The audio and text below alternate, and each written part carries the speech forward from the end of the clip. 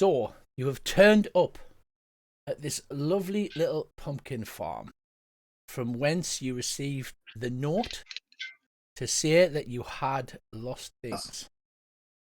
The pumpkins are huge, almost as big as the house.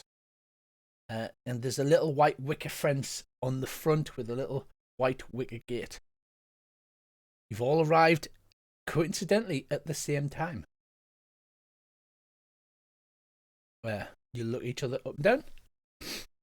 What do you do? I open the gate, trip over me feet, and fall flat on me face. Oh, Bollocks.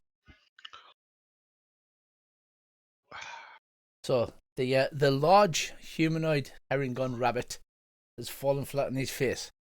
You notice there's a centaur who, although he will fit through the picket fence gate, may have problems getting into the house.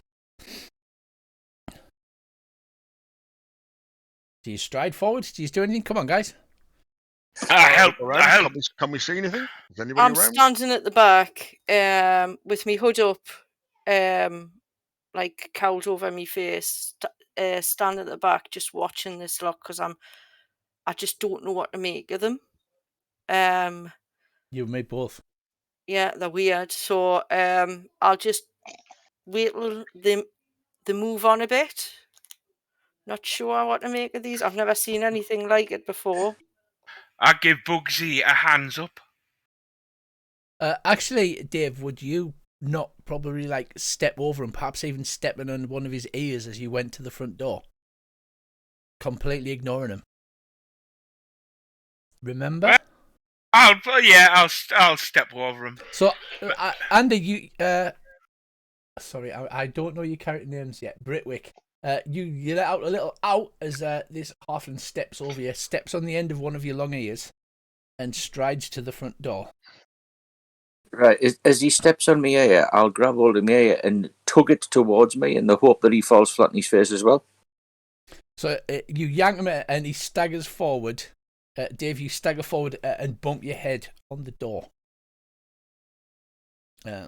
As you do this, the door opens and the kindly old gentleman stands before you.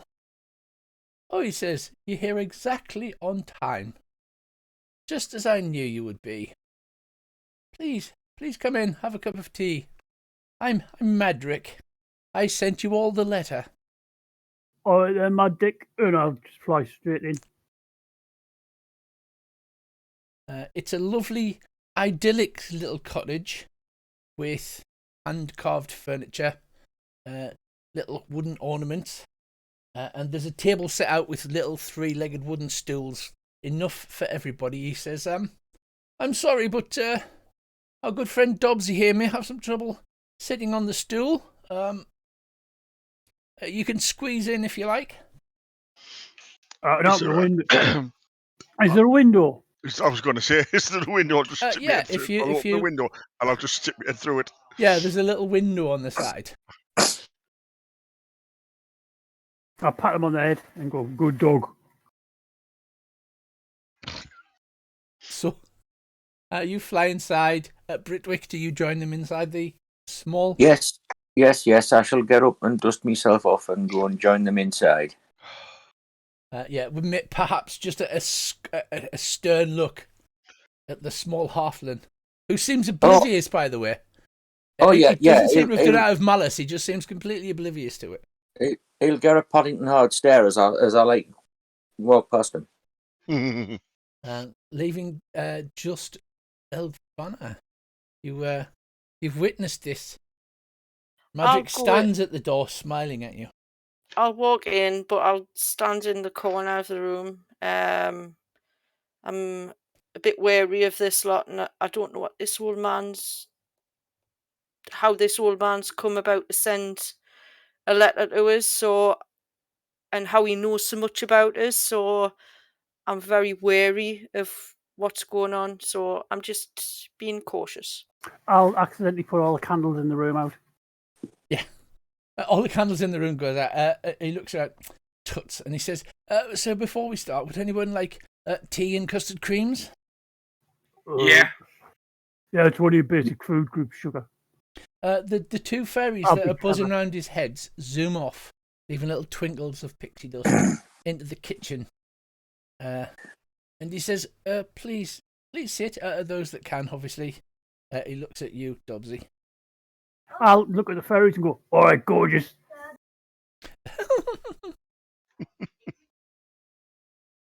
He says, so to business. It's been some time, but I have managed to obtain information that each of you is missing something very important. And I would like to help you get it back. My research has identified that you lost it some time ago at the Witchlight Carnival. And although I don't know exactly where they are, I know that's where your troubles began. And the reason I have summoned you is because you can't find it again because you don't have an invitation. You can only stumble upon the Witchlight Carnival once in your life. And that's why you've all been able to recover what it is that you've lost. Now myself, I'm obviously not doing this out of just the goodness of my heart. I'm a warlock, and my patron is a fairy queen known as it's Zybilna or Zybilna. What's the first pronunciation? Zybilna of Prismere. And I have not been able to contact her or feel her presence within a year. And she, of course, dwells in the fairy land of Prismere, in the Feywild. And why, might you ask? Why are these two things related? Well, it's a little known fact that my agents have managed to procure that inside the Witchlight Carnival there is a Feywild gate. It's a secret. Nobody has been able to discover how to access it or where it is. But I would ask that you travel to the Feywild and find out what's happened to Zybilna.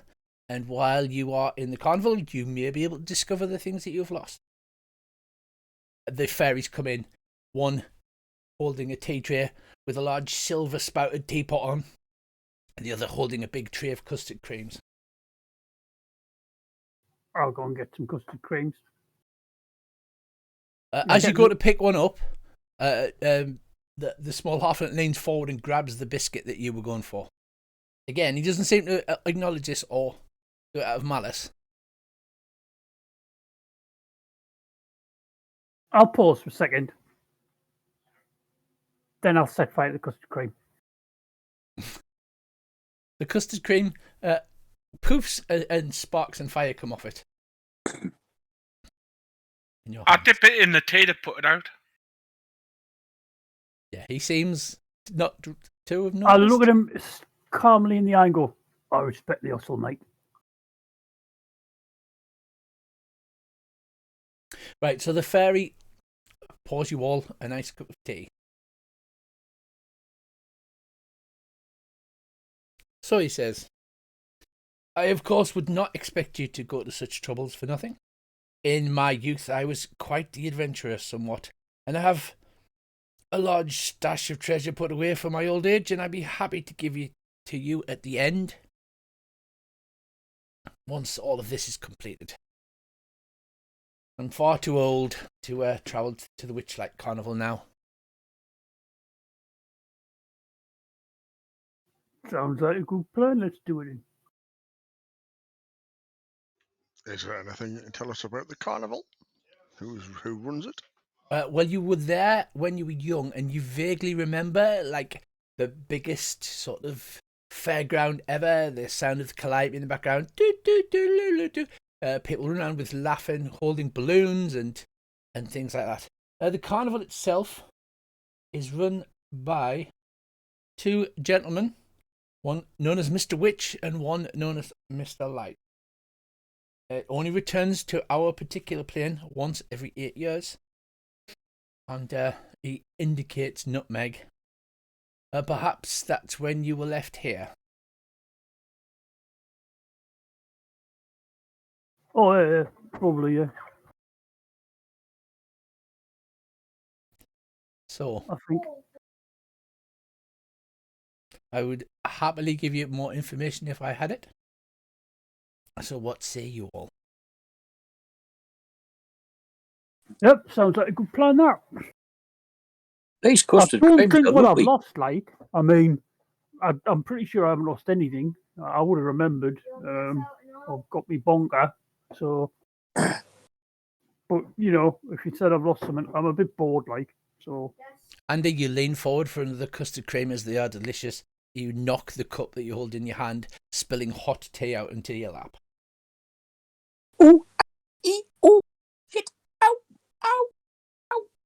Yeah, Britwick does some kind of dance involving a custard cream and tea cup. I clap and shout, encore, encore.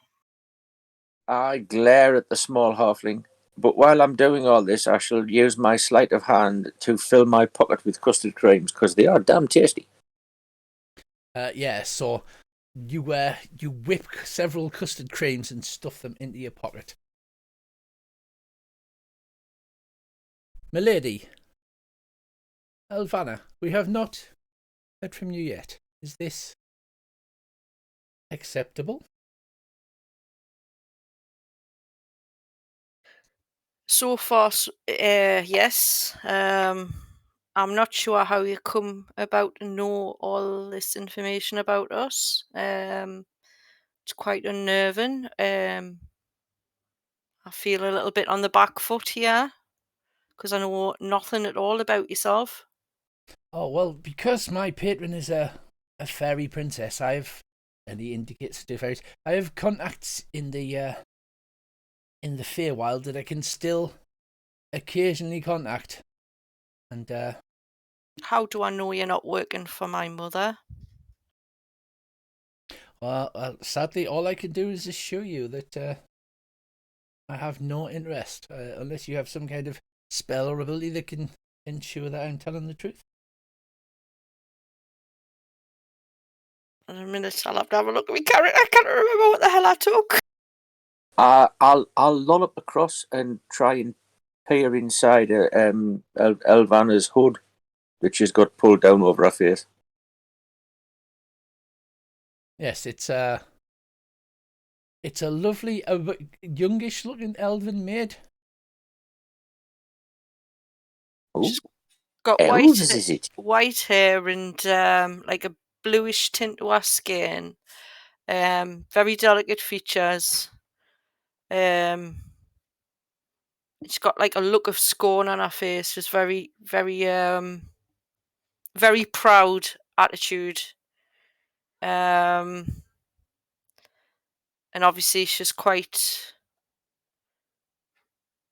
You don't know why, but feels quite nervous around yous all. She's not quite sure of yous. Certainly hasn't seen a moth before in her region, and Are you actually calling them a moth? no, but you look moth-like because you're small, and it's like. I think you're currently about halfling sized, aren't you? Until you get your abilities later Oh, on. is he? All right, that okay. correct? So, Well, I'm a bit. I don't know how big I am. I'm massive. oh, is he? All right, okay. Oh yeah, everyone on my beat was like, he's a big. Yeah, he's So you're about 3 foot, are you? He's bizarrely about halfling size, whereas the other two fairies that buzz around Madrigal are the small type that you would expect to see in a children's fairy tale. Again, he's wearing a bright pink dressing gown over his armour with pink bunny slippers. Oh, well, he was caught a bit short. He didn't get himself ready this morning. Caught a bit short. He's only 3 foot high. But yes, so far, I'll go along with your request. Excellent. Well, once you've had a chance to finish your tea and the custard creams, which you do, he says, I will give you the items necessary to get into the Witchlight Carnival. He goes off and pulls a drawer, and inside he pulls out a sheaf of papers, the same shiny with something colourful printed on them, blows the dust off them and dusts them in the hands, and he goes, and these are the things that you'll need to find the carnival. And you know those circus adverts that come around with the posters, and they give you the little handout, and it's like 25% off admission, Witchlight Carnival. He goes, there's one here for each of you. Holding this, you should actually be able to find the carnival. It's not far. I've had these, as you can see, for some time, and apparently Mr. Witch and Mr. Light seem to have forgotten that he'd given me a bunch of invitations. I'm pleased to say they'll finally come in for some use. And you say that the Witchlight Carnival, even though it's old and dusty, it appears that the date and the time and the location are bang up to date. And it's not far, maybe 20 minutes walk. Can I just ask something? Is this carnival renowned for stealing something from its visitors? So does everybody who attends lose something? That I can't answer. Maybe, perhaps you will discover that once you visit the carnival. It's just fortuitous that our two missions align in such a... Just I'm concerned that in trying to retrieve something, I'll lose something else. Which, I mean, so far I've managed to get by with, my disadvantage in life. But I'd hate to lose something that was, imperative that I have to get by in my art. Well, I'm game if you are. I mean, at the moment, I've got... If you haven't got any further knowledge with regards to that, then I've got no other recourse but to go along with it. But I would just like to make you all aware that we could lose something else in trying to retrieve this thing that we've seemed to have lost. He says, well, you're in quite a unique position, my dear, which is why it's taken me so many years to track you down. Like I said, most people can only wander into the Witchlight Carnival by accident once. So you're cutting somewhat of new ground, and I wish I could promise you that you would be completely safe, but I cannot, alas, give you that boon. I wish you the best of luck and hope that nothing happens to you. But it is kind of part and parcel of being an adventurer, heading into the unknown, discovering new things, meeting new people, sometimes killing them. My ears perk up at that.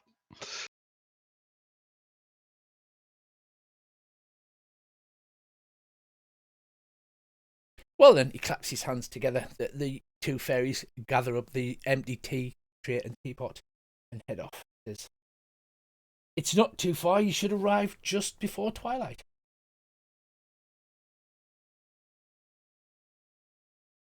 What are the party members carrying? I'll eye each of them up so I can try and suss them out a bit.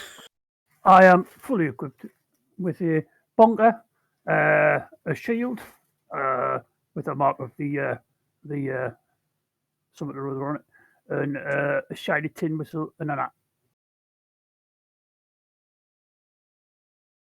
I'm wearing monk's robes and carrying a quarterstaff, and I have a holy symbol of Shah round me neck. One question, Britwick. Are you wearing pants or are you Donald Ducking it?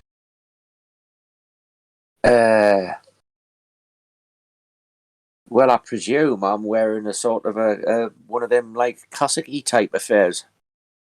So it'll be anybody's guess. Ah. I flip his cassette to have a look. Oh my god. I clout him right across the back of the head. Yeah. Give over, short ass. No, everyone. Gentlemen, calm down. Yeah, Nutmeg, are you wearing your badge of rank on the outside of your Yeah. dressing gown? Yeah, so Nutmeg is apparently in a city watch of some town or city that we haven't decided, but he apparently is a city watchman. My character's got leather armor on, a longbow over her back in a scimitar aside, and a symbol to Corral and Lorethian. I'm just wearing normal clothes for a centaur. No, nothing ninja-y at all. Oh, so do you wear pants with forelegs in, or just on the back half of the horse? Oh my god! Yeah, can you describe that? Because I'm a bit curious myself. I'm tempted to wear a kilt. You absolutely should do that.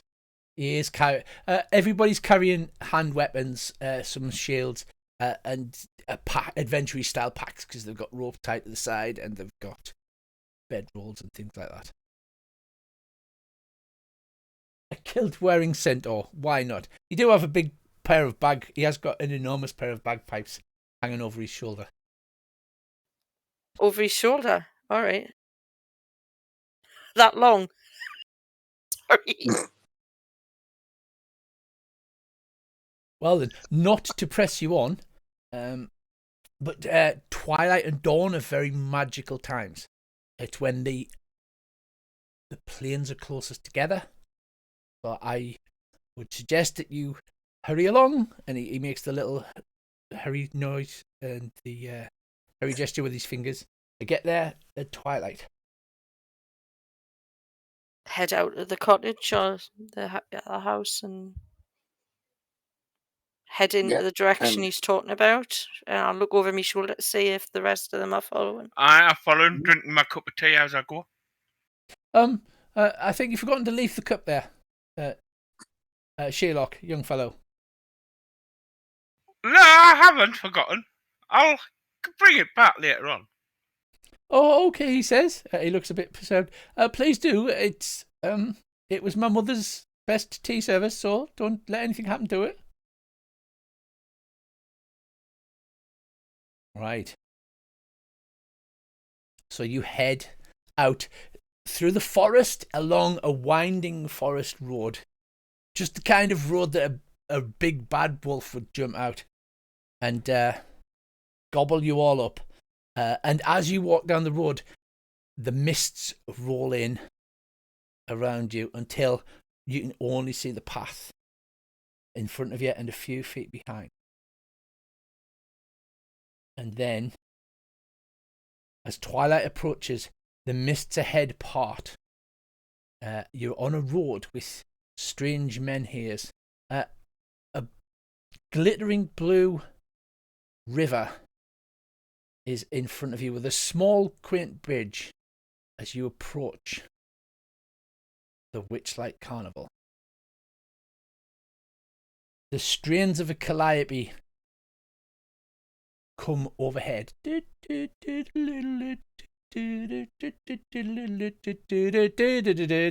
can see balloons bobbing, you can hear children laughing. And ahead of you, you see a small bridge over the Bumbling Brook, and on the other side, the wonders of a carnival.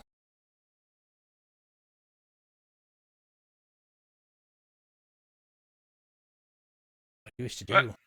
I head along the road. I'll follow him nonchalantly and disinterestedly. I look for this bloke nonchalantly. So I've disabled the movement lock, so you should be able to just move your token. So Sherlock and Nutmeg head along the road. You arrive at the little bridge. There's a short queue starting at the end of the bridge, leading up to the ticket booth. Form an orderly line, ladies and gentlemen. Form an orderly line. I'll go and check the line is orderly. The line is not very orderly, but at least it's a line. Are you eyeballing me, Grandma? One, please, I said to the bloke Right. on the ticket. So you stand in the queue for a short while. The silver statue of a dancing fairy is mounted on the roof of this ticket booth and surrounded by fluttering butterflies. The booth is decorated with an animated depiction of the night sky with shooting stars arcing across it. An elderly goblin perches behind the ticket counter, peering at you quizzically through a spyglass. He lowers the spyglass and calls out to you, "Greetings, fairgoers."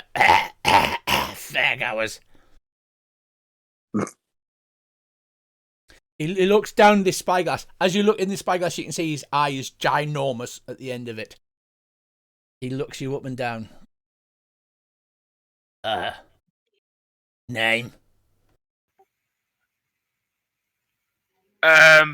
Sherlock. Hold on a minute, he says. I can't hear a bloody thing. So he reaches under the counter, pulls out an enormous, comically large brass ear trumpet, turns his head and puts the ear trumpet towards you and says, "Right, what was that name?" I scream, Sherlock. He goes, And the "All right, trumpet- bloody hell, you don't need to shout." Sherlock. He says, that name rings a bell, hang on a minute. And he picks an enormous tome and turns it over. Clunk, the book slams open on the desk. Dust comes out. He coughs and waves it away. Flicks it, he goes, "Sherlock Burrows." Yeah? He says, "Somebody's paid for a ticket for a Mr. Sherlock Burrows, a Britwick, a Nutmeg, a Dobsy, and Elvana. Is that you lot?" And he puts the ear trumpet towards you again. Lady Elvana, I have you know. Yes. "Oh, Lady Elvana, is it? Very well." So he opens and he pulls out what looks like a massive old batty tin, flips it open and pulls out a set of tickets. He says, "Now, these tickets normally cost 8 pieces of silver, but somebody's paid for you.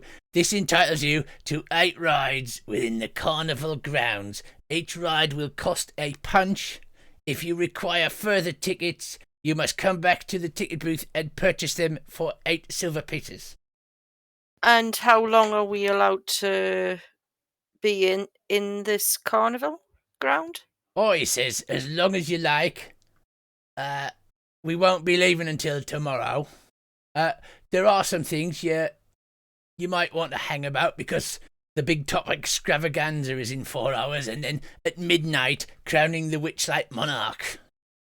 And he points to a comically drawn map that resembles exactly the map you're standing on, and in the top left-hand corner, you actually see big top extravaganza and crowning the Witchlight monarch. He says, "Oh, I almost forgot, and it's the most important thing." And he reaches out and pulls out some tiny butterfly wings with elastic straps on. They're made out of some kind of silky material. And he says, "Every visitor with a ticket has to wear your complimentary wings. It's very important that you wear them." All of you suddenly get a flash of when you were young. You sneaked across the river, through the bushes, and didn't buy a ticket. You remember walking around. Everybody else was wearing these wings, but none of you were. And he looks down at you through his spyglass, leans forward over. So his long pointy nose is almost touching your forehead, Sherlock. And he says, "It's very important you all wear the complimentary wings. Are we understood?" Why? What would happen if we didn't? Can you explain why? "Well, because we used to have mouse ears, but then we had some lawyers come round, so we had to change to butterfly wings." But I've already got one. Yeah, but why wear anything? "Because these Anyways. indicate that you are a paying member of the public, and anyone not wearing butterfly wings will be stopped and asked to show a ticket, and then it will be chucked out of the carnival." If they've got a ticket.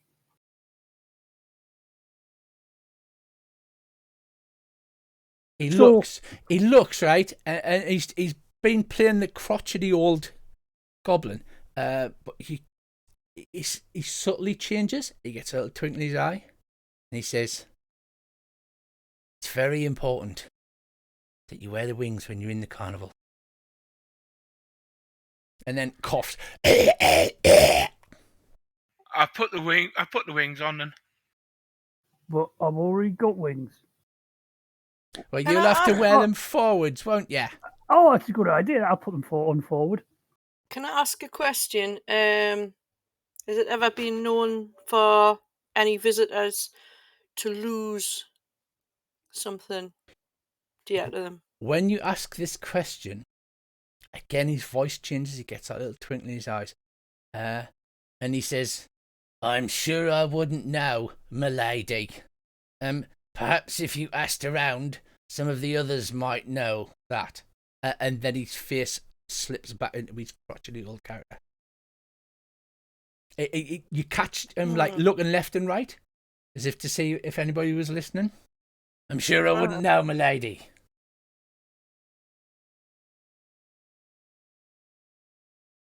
These wings, how do they attach to the person? They're on 2 bits of elastic, so you strap them over your shoulders. Oh, thank God for that.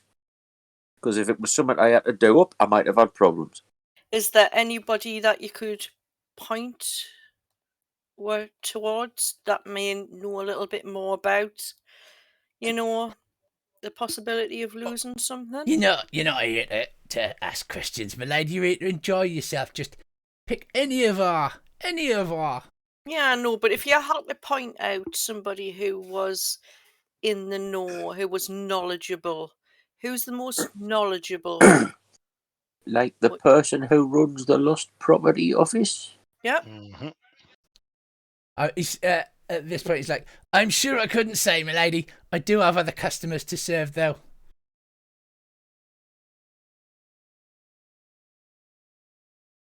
Right. It looks like he's not going to be very helpful. Might have to torture him later. Okay. I'll head on towards what the hell? We'll go to the lost property area. That sounds like a good plan. Good plan, young. Wait a minute. Britwick. Thank you, my lady. Please come in. Enjoy yourselves.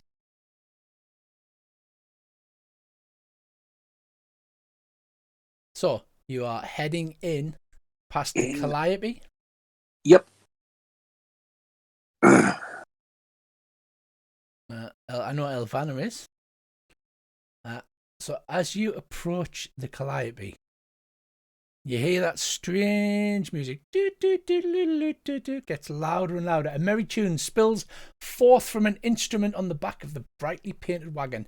A monkey wearing a cloak covered with buttons turns a handle at the wagon's rear, sending music into the air from rows of golden whistles. As you watch, a goblin dressed as a ladybug toddles up to you and rattles a tin cup.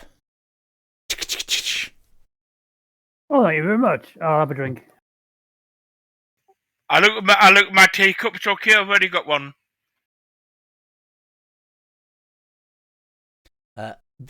The goblin steps forward. He's got daily bopper antlers on and the ladybug costumes, and he says,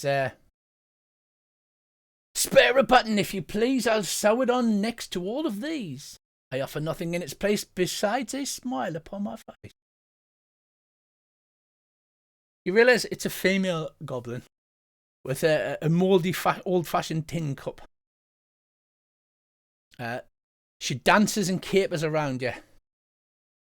She grabs hold of your hands and says, "Come on, join me in the dance."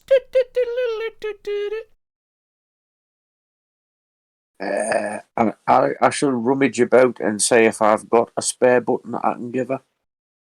You didn't think you did, but now that you've had a look, yes, you've actually found a spare button. I thought I might find one.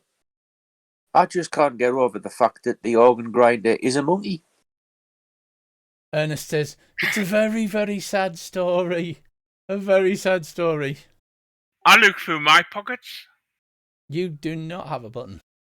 I will give her the button then. So you give it the button to Marigold, for that is her name, and she hands it to Ernest.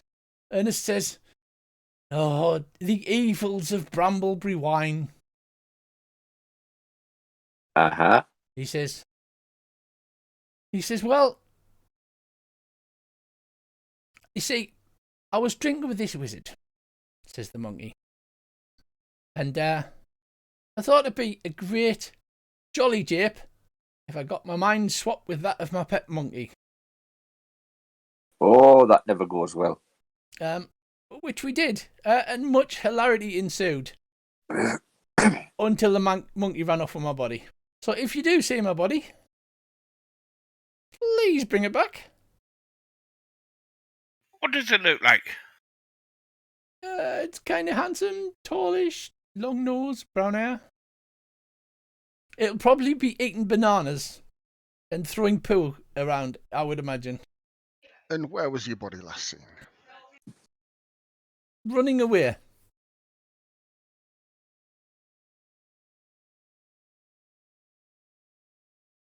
Do you have any reason to suspect your body is still within the bounds of the carnival? No, he ran off. And sadly, the bosses only give us 1 day off a year. And you're not allowed to be out of the carnival for more than that. Marigold capers round. Do any of you wish to dance with her as she grabs your hands and tries to dance around in the circle to the noise of the calliope as it goes around? Oh, I'll dance with her. I'll probably fall flat on my arse, but I'll dance with her. Yeah, so you caper around. Sherlock, you don't have a button. You do notice, however, that Britwick seems to be missing a button off the back of one of his pants. And he's handed us a very similar looking button to the monkey. I'll start randomly turning things colours.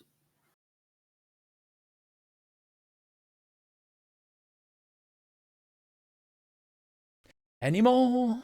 Any more wish to give poor Ernest a button? Does Mr. Briffett have any other buttons on him?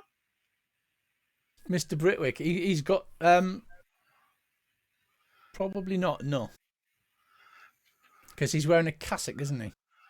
So it'll have just been the button that buttons up at the top.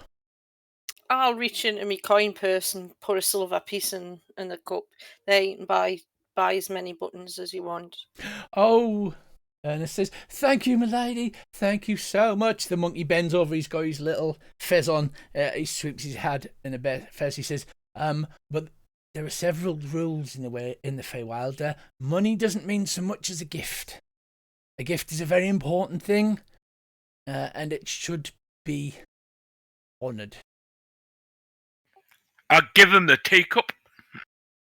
Yeah, he says, "Thank you. That looks like it comes out of a very expensive set." Yeah. Okay, I guess Marigold here can use it to collect buttons and coins in. I'll have a look in me. Oh, I haven't got any pockets. Have you got a knife, anyone? Everybody's got a knife. Oh, I'll dig my knife out. I'll turn it a different colour. I'll drop it. I'll pick it up again, and I'll cut a button off something. Off what? Off your clothes? Off a tent. There are no tents close by to you that have buttons on. I'll look around for a button. There are no buttons nearby, only the ones on your own clothes. I'll cut one of my fly buttons off. The big top is just over yonder. You may be able to cut a button off that. And I'll just cut one of my button-down fly buttons off. Okay. You cut one of the buttons and you drop it in the cup. Ernest bows, so he's almost touches the ground, and he salutes you with his fez. Sorry about that. Might be a bit splash on it still, though. Don't you worry. Don't you worry. You know the cantrip mending. You know, if they've cut a button off something, if I mend it, will a button reappear? No, it doesn't create things. You have to have all of the parts held together and then mend it, and it'll fix them.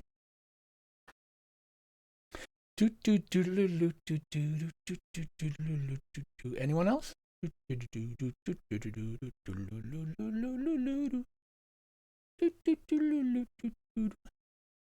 I'll give him a hairpin out my hair. I haven't got any buttons.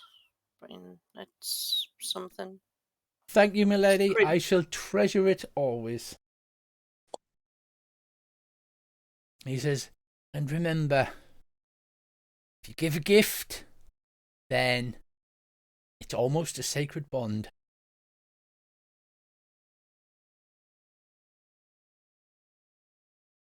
Then I'll take. Marigold begins to prance around. Sorry, are you gonna? Yep, I'll take 10 ball bearings out of my pack. Yeah. And I'll put them in the cup. Right, they tink into the tin cup. It weighs it down quite somewhat, and Marigold looks very confused. Thank you, my lord, she says.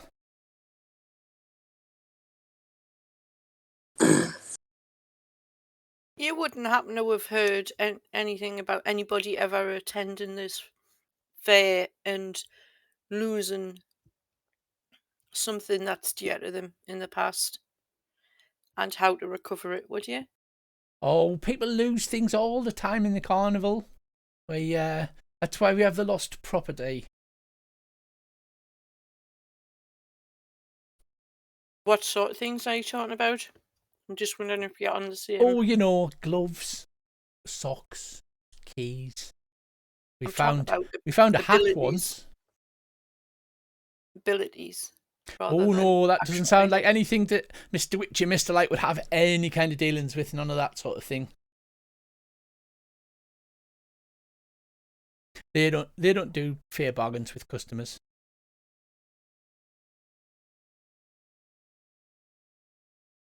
What's a fair bargain? You don't know what a fair bargain is. Oh dear me, you're going to have trouble if you end up in the Feywild. You are a bunch of greenies like you. What you must realise is the Fey live by rules, and the first is the rule of reciprocity. If you give a gift or a service to someone, even your enemies, then at some time, either then or in the future, it's expected that you will have that returned in kind or in items of equivalent value. A bargain, if you will.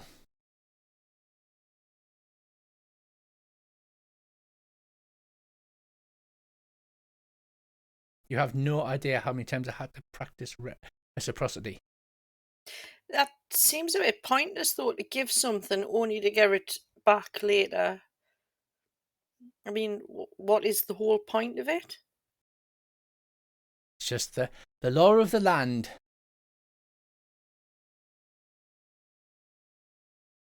You know, at this point, my character's thinking, I'm going to wake up at some point because she does think she's dreaming because this is just too bizarre to be reality.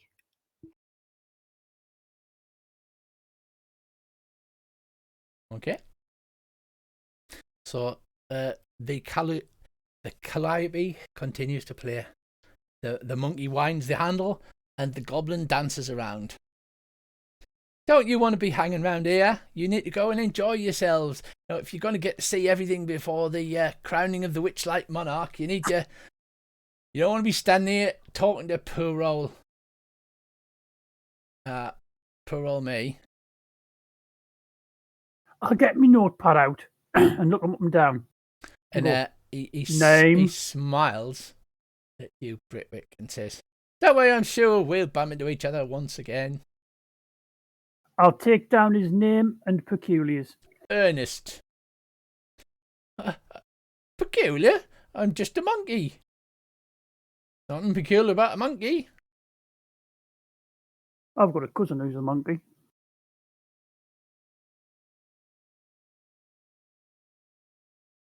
But yes. He used to be a baby, and then one day I was cuddling him, and then he was a monkey.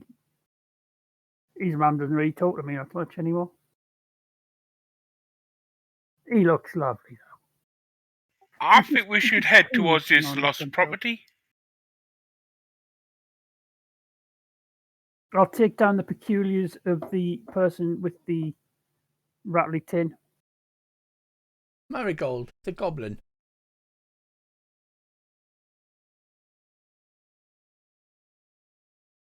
marigold goblin possessions. One rattly tin, one ladybird suit. Somebody else's teacup. Keep up the good work, And everybody. somebody else has possibly stolen teacup. Oh, that halfling's gonna be in bother. I'll be like, yeah, we should go. We'll go, everyone, as you were. And I'll walk off. I'll flutter off. How So many of the leaving people the mooching caliber, around, Rich? how are the people? They're laughing. They're carrying on. I mean, how many? Like all the normal people who's mooching around? Hundreds of people wandering about, enjoying the rides, eating candy floss.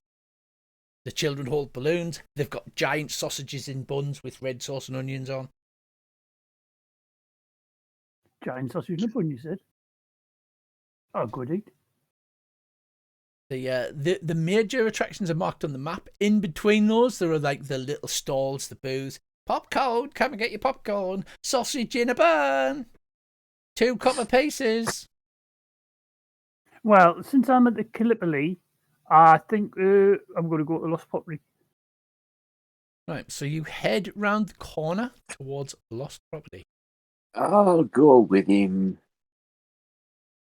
I think everybody wishes to head round the Lost Property. Elvana, are you heading there? Yep, certainly. But So you head round the corner, and outside the Lost Property wagon is a large feline creature with midnight blue fur. It has a pair of tentacles extending from its shoulders and wears fake butterfly wings. Hanging from its collar is a small wooden keg. The creature roughhouses with 2 young boys.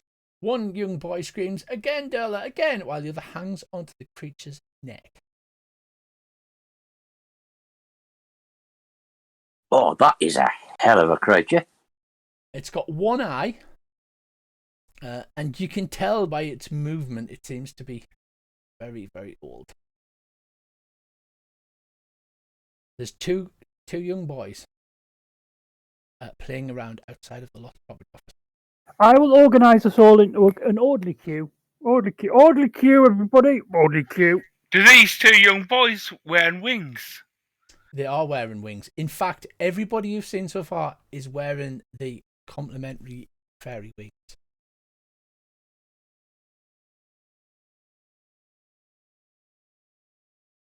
As you approach, you can see he's got a large burgundy keg around his neck. The 2 boys are laughing and giggling. Good evening. Lovely day for it. Is a bit, isn't it? Do you know when the Lost Property bloke will be back? I'm the Lost Property bloke. Oh, sorry, I didn't recognise you behind your wings. You haven't found some lost stuff, have you? Lost stuff. I've got a big box here. We've got a watch, an odd sock, a pair of keys, a dagger missing the blade. I think that's my sock. Are you sure? It looks a bit big for you. No, I'm pretty sure that's my sock. And it's got 8 toes in it. I'll show you. Watch. I'll take my hat off, put the sock on. What colour is it? It's red and green stripes. That goes really well with my my latest fashion accessory. So yeah, see, obviously goes with the outfit. And I put my hat back on, so you can see around the bottom of my hat there's a bit of the neck of the sock, as if it was like a head scarf. Okay. Yeah, I can see that's your sock, he says. I'm going AFK for about a couple of minutes. Okay. Very nice. What was it? Were you just missing a sock? Oh, no, I'm not really missing much anything anymore. But people keep saying I'm missing something, but I don't think I am. I don't know what it is. Is there anything else? I'll poke around. I'll lean into the box and poke some stuff. It's your usual Lost Property box with like a tracksuit top, you know, of dubious cleanliness, a small clockwork toy that's missing a key, you know, that kind of thing. Oh, no, none of this stuff. Thank you very much, mate. Very kind of you. And umbrellas, there's always thousands of umbrellas. Yes, there's loads of umbrellas. Most of them have got like one spoke broken off though.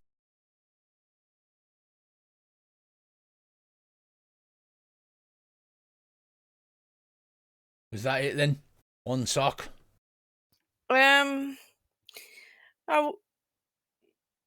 myself was looking for something that I seem to have lost, but it's not an item. It's more of how do you describe it? Like a learned skill, I suppose. At this, he sort of narrows his one good eye. He says, that's terrible. Are you wearing wings? Yep. And as he does that, one of the young boys grabs hold of a sparkly, like a silver disco ball, giggling and laughing. Suddenly you see the Displacer Beast face change to a snarl of a lion.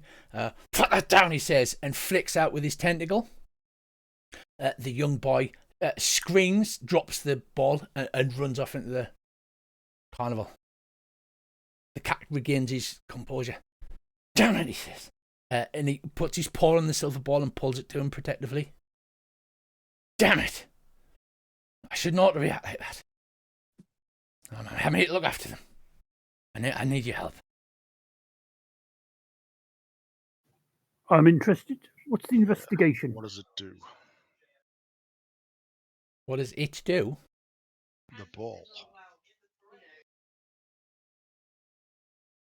He says, Rolls around. This is why I work in the lost property looking after the kids. I had my own kid, little cub named Star. And all I've got to remember about is this ball. This is his favourite toy. He went missing years ago. And I love the kids and I shouldn't have snapped. I need you to find that kid. I've got to look after this one. I can't leave Halloween alone here. Please, I implore you, bring the poor child back to me. We'll have a look around for him. Which way did he run off? He ran off into the clouds in a random direction. So who is planning on looking for him?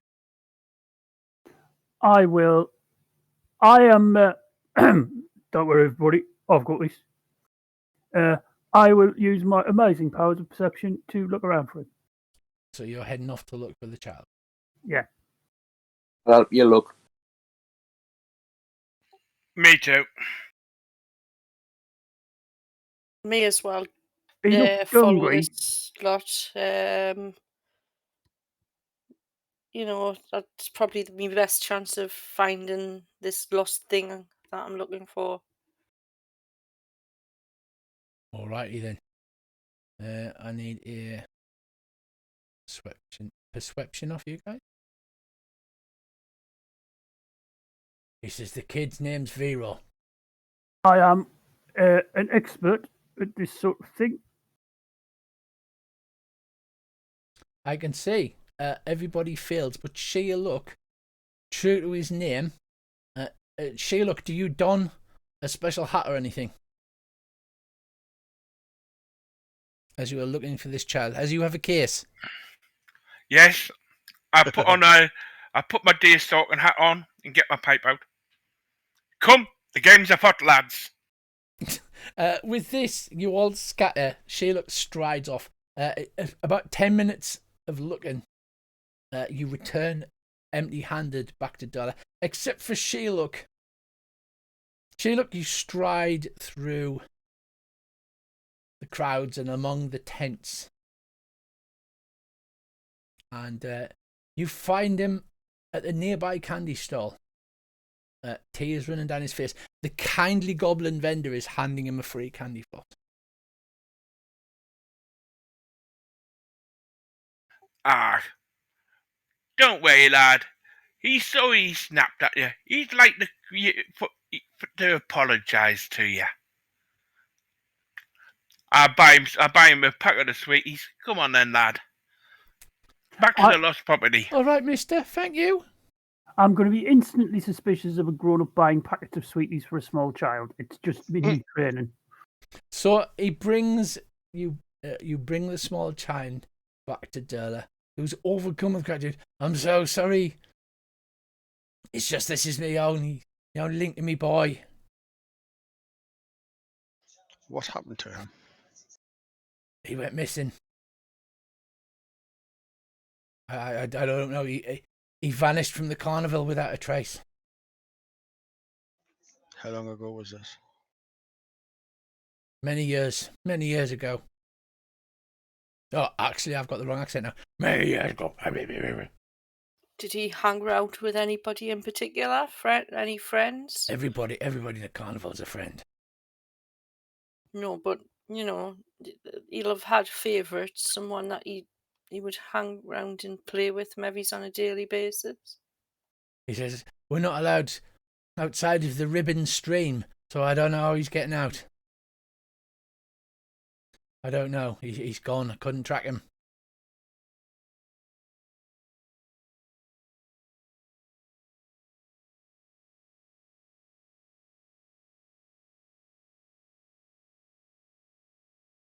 Was there any clues?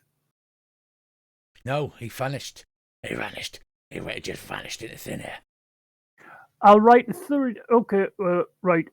I'll get my notepad out, and I'll start drawing a photo-fit picture of what he looked like. So you draw a very bad picture of a displacer beast. No, I'm going to draw a very bad picture of a dandelion. Okay. And say, right, boys, we're looking for something like this. Whoa, okay. Oh, no, sorry.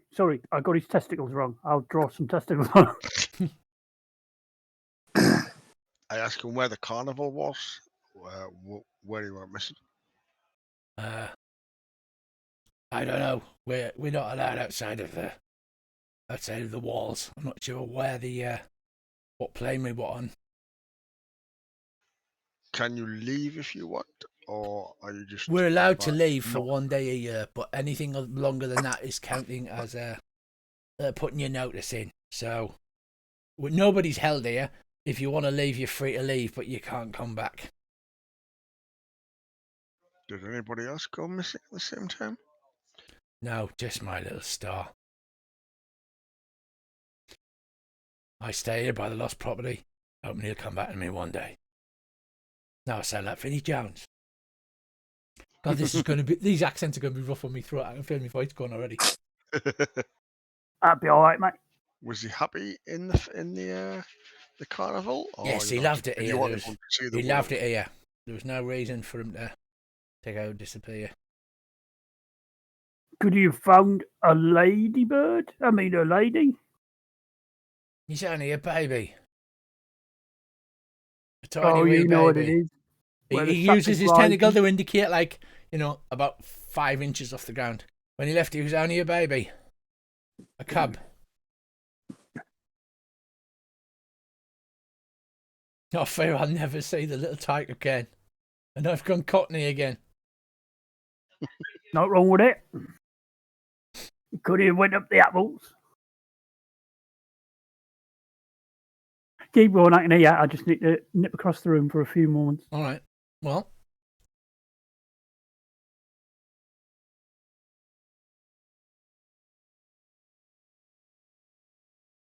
I asked him if he knows if anyone would have taken him. Has he got any enemies, or did he? Not in the carnival. We're all family. All family in here. He's gone, and I don't know how he's gone, and I don't know where he's gone. Well, we'll certainly keep an eye out for him. He perks his cat ears up. This is at this, and he said, "You would." He looks down at the little silvery ball. He says, "If you take his ball, and if you see him, and show him the ball, he'll trust you. Come back to me. He's all dead." And he hands you a mirror ball. Okay. Well, I shall pop it in me pouch then.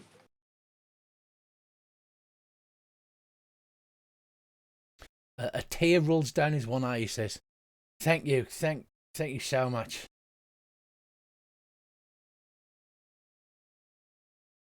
The least we can do. I'd be more than happy to help. I'll just pop that in your inventory. There you go. 1 mirrored ball. Thank you very much.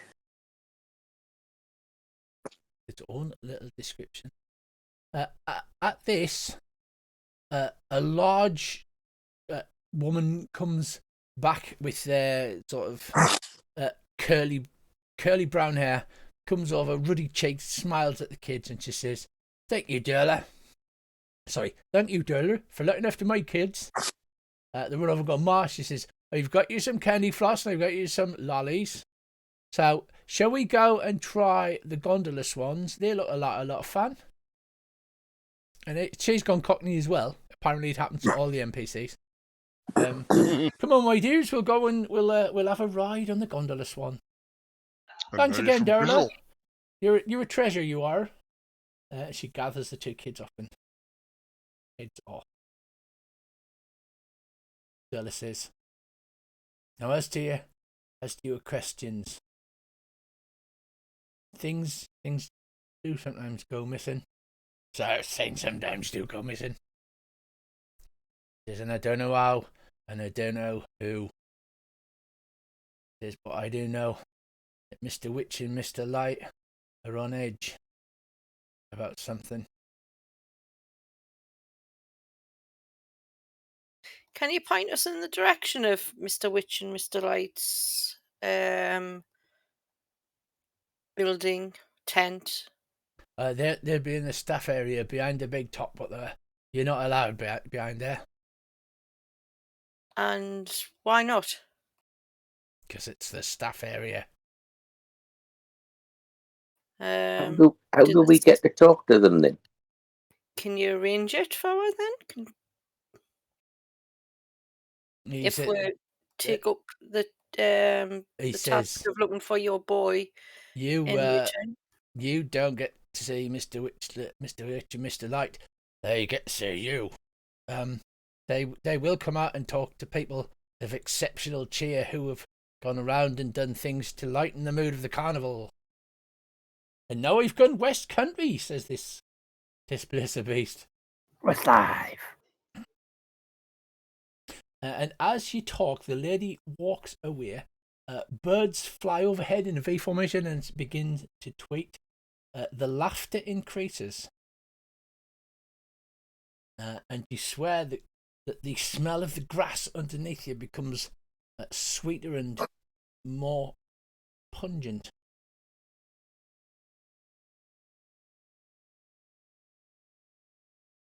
I get down on my hands and knees and I have a good sniff of the grass. I am a rabbit after all. Apparently this is the grass that is always greener, because you were positive 20 seconds ago it wasn't this green and luscious. Ah, no, but I was on the other side then.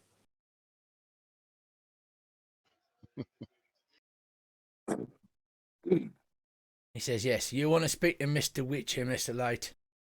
You have to be the one that makes the carnival a better place. And then, if you do the best job, that's when they usually crown the Witchlight monarch. They will pick the person who's caused the most cheer in the carnival.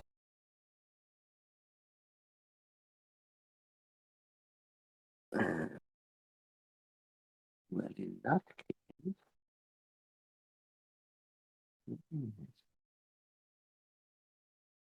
Sounds like somebody needs to hear some bagpipe music. The whole carnival. You know that you, because of your thing, Bracy, so I would say that you're hesitant to play it because you, like I said, it's not a thing that's unknown. You know about it, and it makes you sad because you did love playing those bagpipes so much.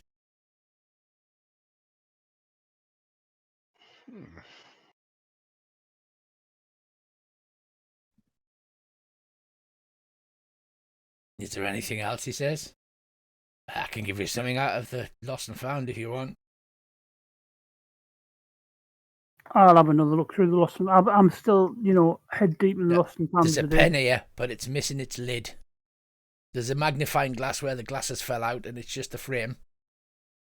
Oh, I'll have that.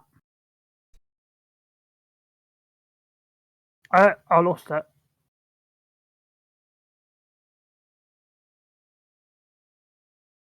He says, "For you, I'll just go and enjoy the fun fair." Well, Okay. I don't know about the rest of you, but I've got this certain yen to go snail racing. I do like a good snail race. I think you'll win. Put a few bob No on it. shit, Sherlock. If you I'll could head have down to the inspiration, snail I racing. would give you one. You're heading straight for the snail racing, are you? Oh, Okay. yes. So you walk past the small stalls on the left, and there's a fair few of them. As you walk past, you hear Almirage ring tolls. Put the ring on the horn of the little pointy rabbit. Catch the dragon by the come on, sir. You look like a fast gentleman. I'm sure you could catch this dragon. A gnome stands there with his slick back hair. He's all gothed up like Tobey Maguire in Spider-Man 3. And he's got goth hair, and he's like, "Gnome poetry contest for those who think they can out-talk me." As you pass further on, there's a bunch of goblins standing all in like those old-fashioned weightlifter shorts in a pyramid. Goblin wrestling. Show the lady who's the hardest. And then you walk past a stall with 2 cages with what looks like cockatrices. And the sign above it reads, "Guess the number of feathers, win a prize." And finally, the last stall on the right is, "Do you think you can look hard enough? Outstare the Cyclops." Yeah, I'm going to go and outstare a Cyclops. So are you distracted from the snail racing? Oh, absolutely. Just a little bit. Just a little bit. Because I want to know who's saying things about sticking rings on pointy rabbits, because that sounds like an insult to me. Okay, so you distracted, you stop over here, you two. Yep. What about the rest of you? Are you trying to stay together, or are you heading off to enjoy yourselves? No, I want to stay together. I'm gonna. Well, I'll follow this lot. But I'll keep my eye out for a small crate that I could stand on. Yeah, there'll be a small crate knocking about. Okay, I'll follow these lot doing their what's it, heading towards the staff area where Witchlight are. And just let us know when I get there.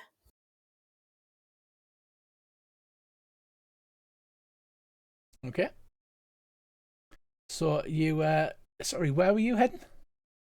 To the staff area. Yeah, but I'll follow this lot round. Have a good look around. But me ultimate goal is to head towards the staff area. Okay. Right. So Andy, you arrive at the small stall, and the carnival barker in his stripy waistcoat, he's saying, "This Almirage is no mirage. Adorn its horn with 2 or 3 rings to win a prize." And you see on the stall a small wooden carving of an Almirage, which is a rabbit with a unicorn horn. Oh, okay. Step right up. Only 1 ticket punched for 3 rings. Win a prize.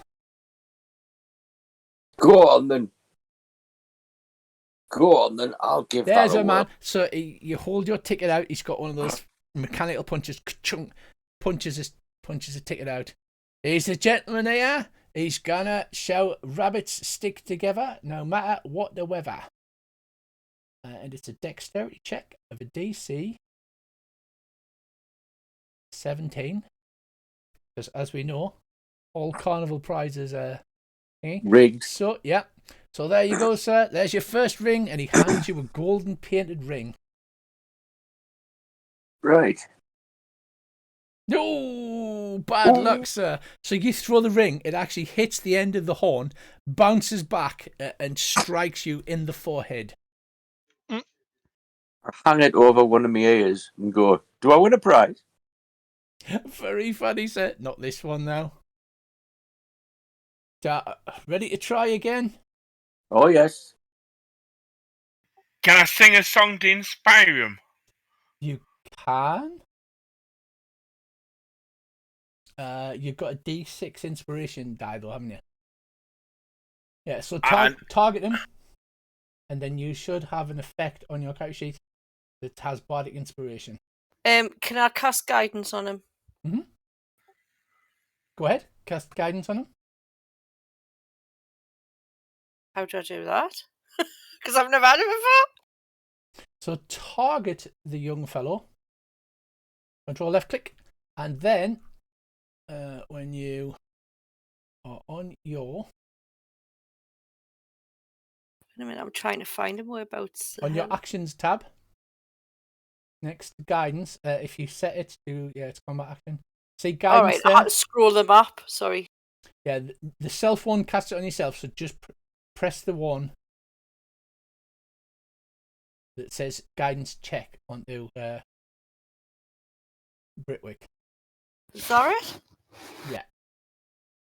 Okay. I don't know if I've got inspiration on him. Bardic inspiration he has, yes. Right, so Andy, we're going to re-roll that second one because they're casting spells.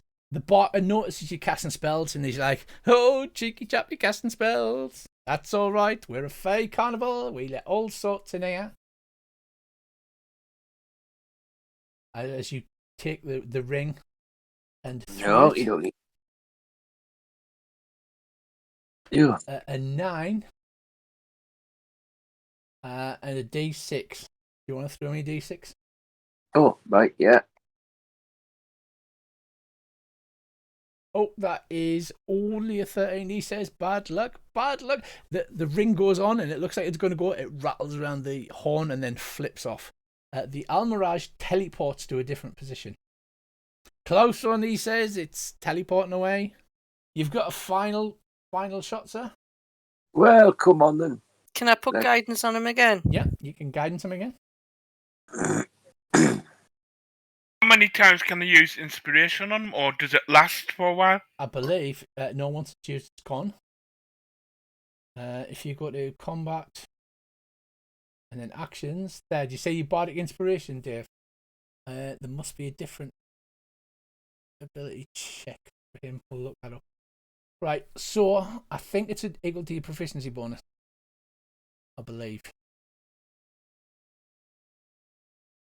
You'll have to look it up. Okay, he says, right, I fail you, sir. I fail you. Yes, it's a success, sir. A success. Well done. There we. He says it's two tosses for one prize.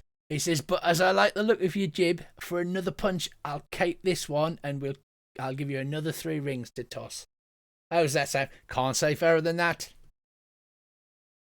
Yeah, go on I'm then. practically giving them away to you. Yeah, He takes of a course, ticket, yeah. he punches it again. Do you want to cast guidance again? Tracy? Yeah. Yep. So you feel all guided as you line up.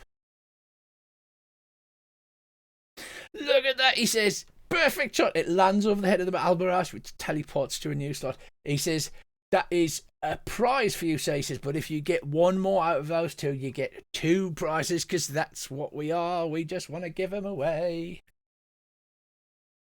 Oh, you don't. Oh, bad luck, sir. Bad luck. One He's ring got left, another- though. One ring left. I need to actually start marking off people to take your punches as well. Oh, bad luck, sir. Bad luck. Still, you do win a prize. Oh, here we go. And he reaches over. And here we go. A Carnival prize. Oh, he says, here you go. A bottle of the finest Witchlight wine, just for you, sir. Lovely. Thank you very much. Which is now in the party sheet. I shall just So grab it. click on the description. I asked the vendor how many more you can get out of one ticket. How many what, sir? How many punches can you get out of one 8 ticket? punches per ticket, but you can buy additional tickets at the beginning. That stupid goblin should have told you that.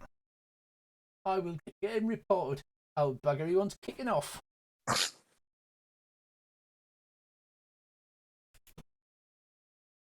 Awesome. Is there a tarot card tent? We don't do tarot cards, they are bad luck. We do have a fortune teller over there by the feasting orchard, the other side of the carousel. Okay, I'll take me crate. Madame Chiselbone, Seer of the Stars. Hang on a minute.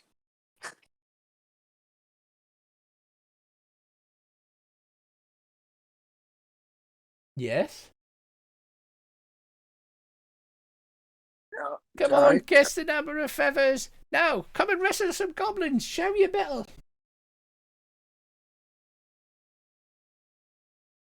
Hang on. Goblin wrestling. Really?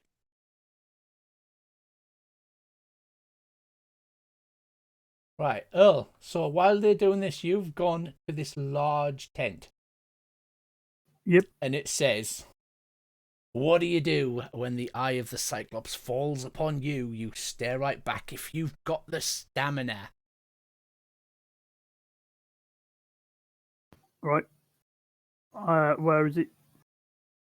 Right, there's a gigantic tent on the end. And the barter says, you fancy trying your luck there, sir? Size is no object, please. Step forward. I'll step forward. Well, flutter forward.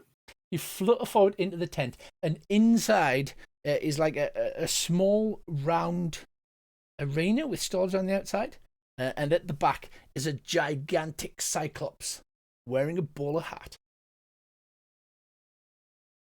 Right, I'll flutter up the Cyclops. The barter says, 1 ticket punch, sir. 1 ticket punch. Win a prize if you can outstare the Cyclops. I'll get my ticket punched. So you get your ticket punch and you flutter up the Cyclops, who sits down, staring at you. Well, what do we have here? All right, there. You want to challenge me, little fella? I was just going to look at you for a while, but yeah, okay. All right. On 3? Right. Yep. 1. Yep. And as he says this, he starts counting off his fingers. 2. Yep. I'll get the matchsticks out. 3. And he bends his face right down, so the entire body is sort of almost enveloped by this gigantic eye as he stares towards you. I'll flutter my wings while staring at him. He looks at you, he goes, you can't put me off. I've known too many pixies around here. You cheating little bleeder. He looks at you. I'll just stare at them with intent. Give me a constitution roll. That's a dexterity check. Yeah, that's no good. You don't want. I really don't want dexterity check.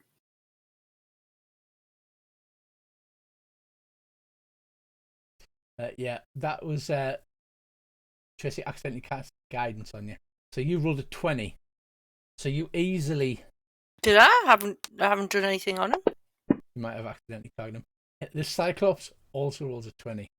He goes, you're a tricky little thing, and he leans further in, staring you eye to eye. You're a tricky little thing, you are. But you ain't gonna outstare me. Uh-huh. Right, so I'll flutter my wings even more and note the amount of dust that I'm picking up. yeah, so a little fairy dust starts to kick off. It's DC 11 now.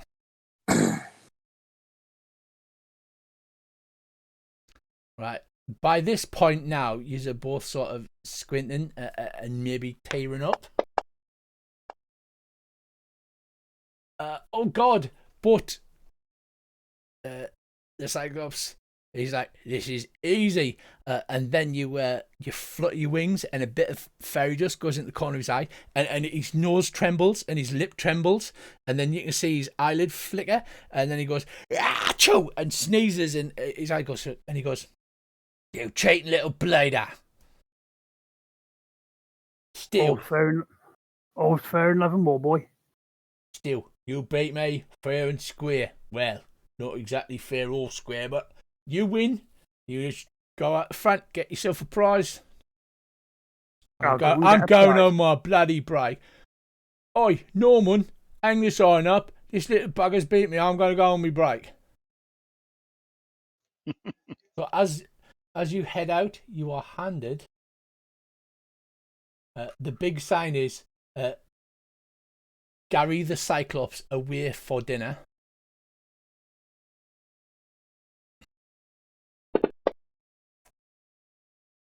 And you get pixie dust. Which is weird because you would think you would make lots of it. Well, I'm not a pixie. Don't lean that way. And if you have a look, Earl, I'll stick it in your inventory. You can see what it does. A little pouch marked pixie dust. Just for you.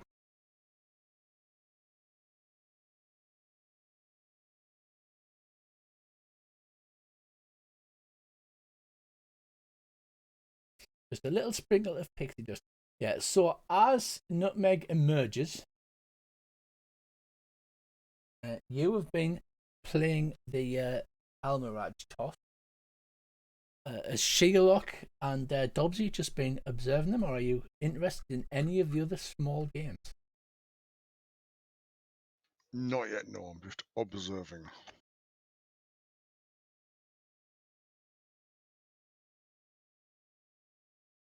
Right, so you watch the Pyramid of Goblins in the old-fashioned weightlifters outfits of flexing at you, going, "Big like you, come on, you can wrestle 9 goblins." To make you frightened there, horsey boy. Goblin wrestling.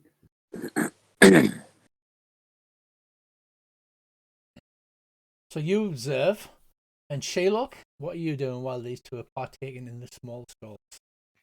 I'm observing everything that's going around. And you're missing nothing. Very well. So, Elvanalo. I've lost track of your character. Oh, you've gone over. Going into the fortune teller, to see what she might know something about. You know how we go about finding something. You know, I might be able to glean some further information. Right. So as you approach the fortune teller's hut, going past the carousel, the dragonfly rides, and heading towards the feasting orchard, you see a chalkboard outside, and it says, "A Madame Chiselborn, seer of the stars." And as you approach, you can hear a cackly old lady voice who seems to be talking to somebody, and they're going, "No way, 101 years." And she goes, "Yes, 101 bloody years, and the only job I could get was in this bloody carnival. I'm stuck here for 101 friggin' years." And then, you know, those big curtains rattle as you walk inside. And then she goes, "Come in, dearie. Come and see Madame Chiselbone. I already know you're here for your fortune." That's very observant of you. Only soap on the go. Yeah, it I'll opens go into in a and I'll dimly lit, sit down. smoky atmosphere. There's a round table with a tablecloth underneath and a crystal ball in it.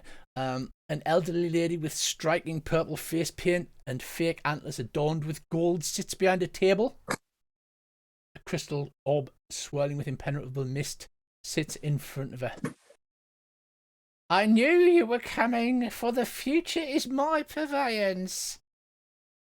Fortune, however, is not always in your favour. Nothing is set in stone. But I'll give you a glimpse of what is known. Shall we begin? Yes, of course. She Don't says, I have to cross your palm with silver for luck? well, dearie, according to the rules of the Carnival, the fortune telling is free. However, I will accept a gift of silver.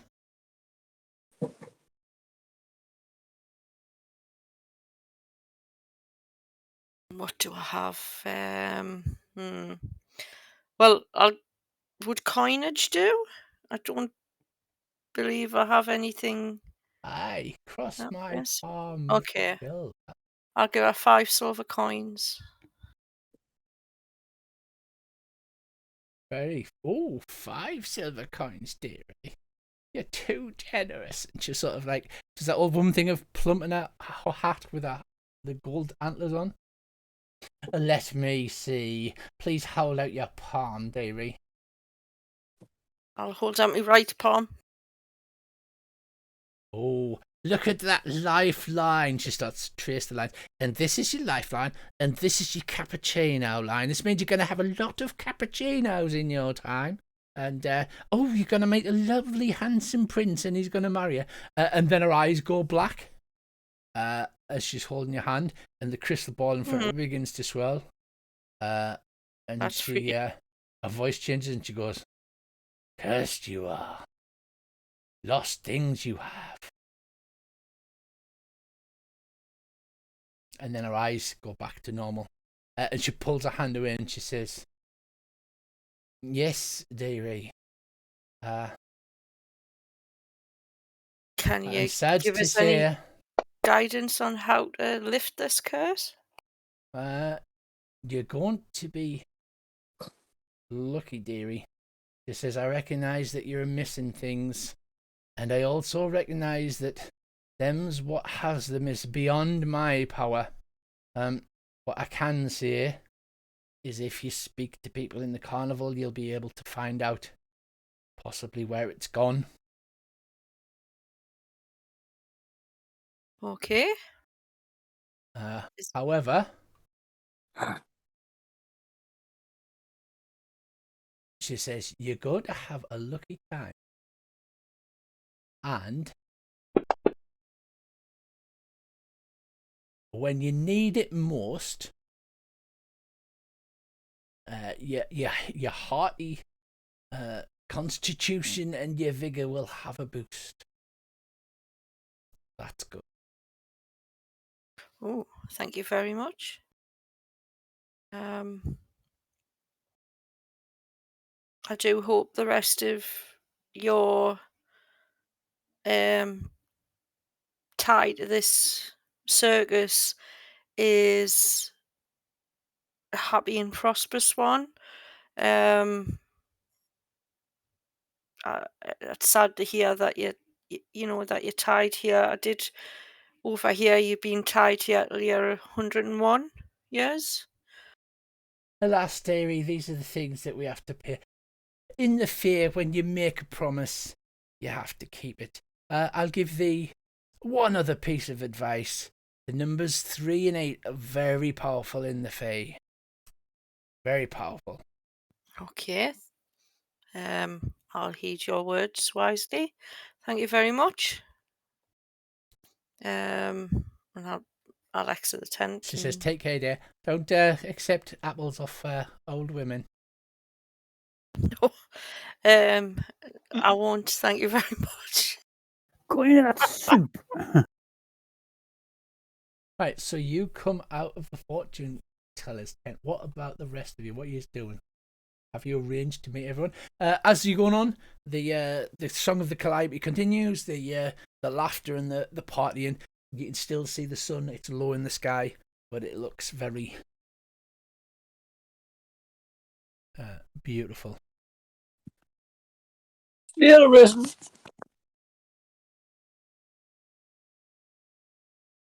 Definitely off for a bit of snail risen. So you want to head to Yeah. the snail racing course. Oh, yes, I do. Yes, I do. Elvana, you had heard the others say that they were interested in going to the snail racing course, even though they seemed to get distracted by some of the small ones. As Dobbsy walks away from the 9 goblins in the pyramid, they're shouting, "It's right, Follings, keep walking." I'll head back towards the snail racing place and keep my eyes out to see if I can see them at any of the other little stores on the way. They're bound to head in that direction. Right, so you approach the snail racing course, and there are a large sign above the gate. Jockeys wanted, only one ticket punch, win the prize.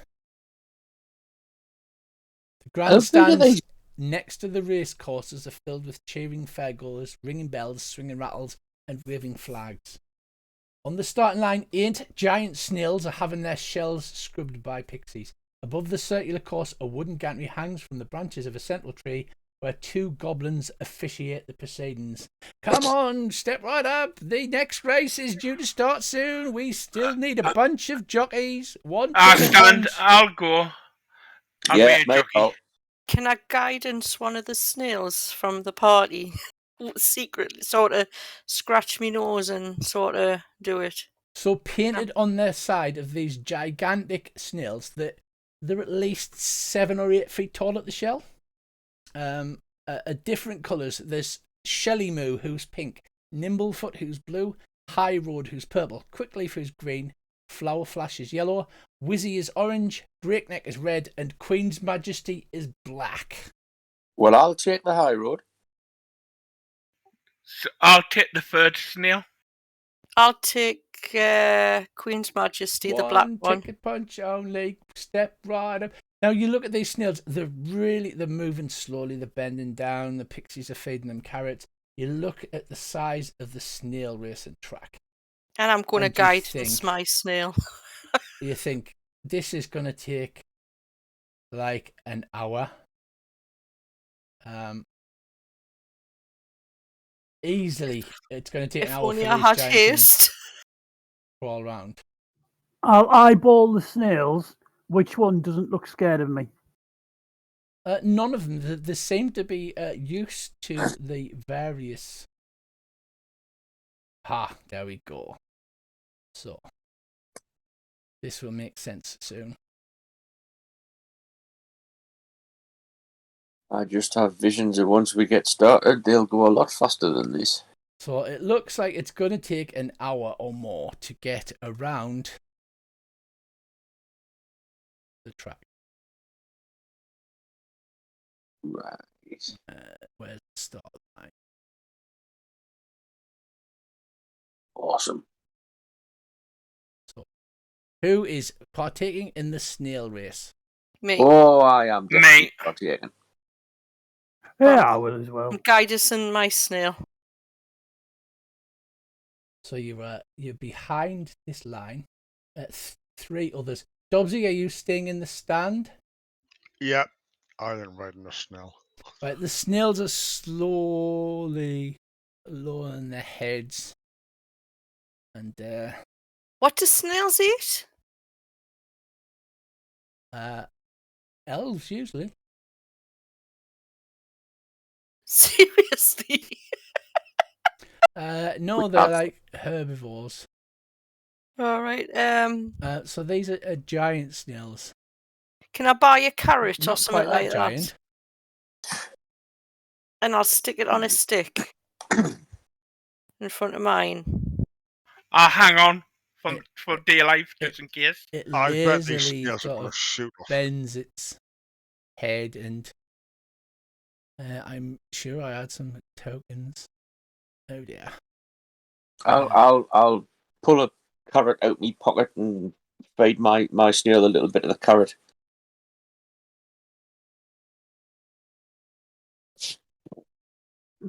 There's 4 of you and 4 of the non-player riders.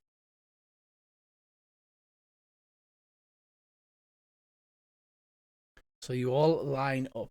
He says the rules are simple. The track is divided into 10-foot increments, as you can see before you.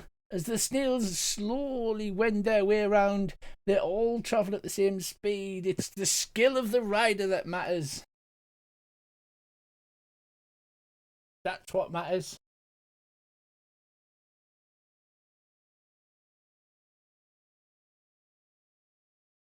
Says, we have a full racetrack. We have all the riders. Are you ready? Have you signed your waivers to say that should you be maimed or killed or eaten by a giant snail, particularly you, lady, says, pointing to the elf, the carnival will not be held responsible in any means. You have. Okay, very good. He says this without waiting to hear it. He says, are you ready? Yeah. Yep. He says, now, Always. we may be here a minute, ladies and gentlemen. So don't you worry. We have refreshments. Should it go past midnight, everybody, the crowd bursts out laughing at this. The goblin holding a cane and waving it about. It's for me snail, because I haven't got a snail token. He says, okay. On the blast of the horn, you will go round the track, and the winner is the first one to get back. Are you all ready? He shouts. Yes. So there's a great noise of the horn, and then you're thrown backwards as the snails accelerate at 80 feet per round. What the fuck?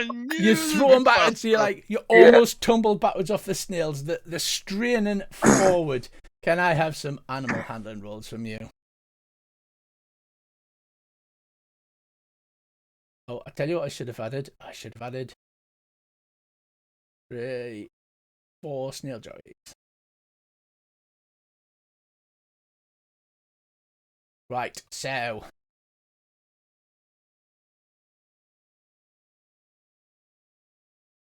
you can move yourself around the track. It's split into 10-foot increments. You can move 8. Britwick and Elvana, you get an extra 10 feet. Right. So do we just move our own tokens? Yes. Count them round like a game of Ludo. Right.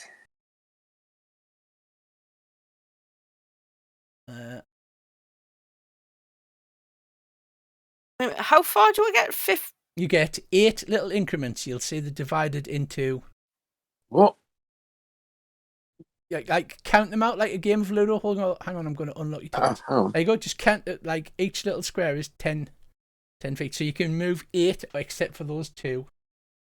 As the snails tear forward, literally turning up on the side of their giant feet as they head I can't round. see any little squares. You can see the map, and you can see it's divided into sections. Oh, you mean the light and dark patches? Yes. Wait a minute, I'm going to have to enlarge this map because I've just realised each one of them the thing is. I'm 10 feet. Yeah.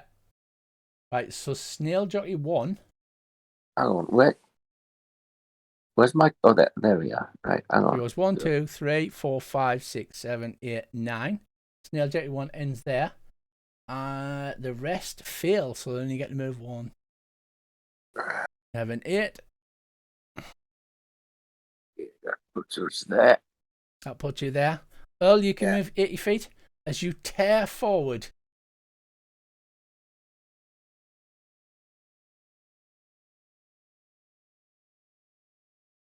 Right. The snails rear up on the side of their giant feet as they tear around. You almost fall off. Next round.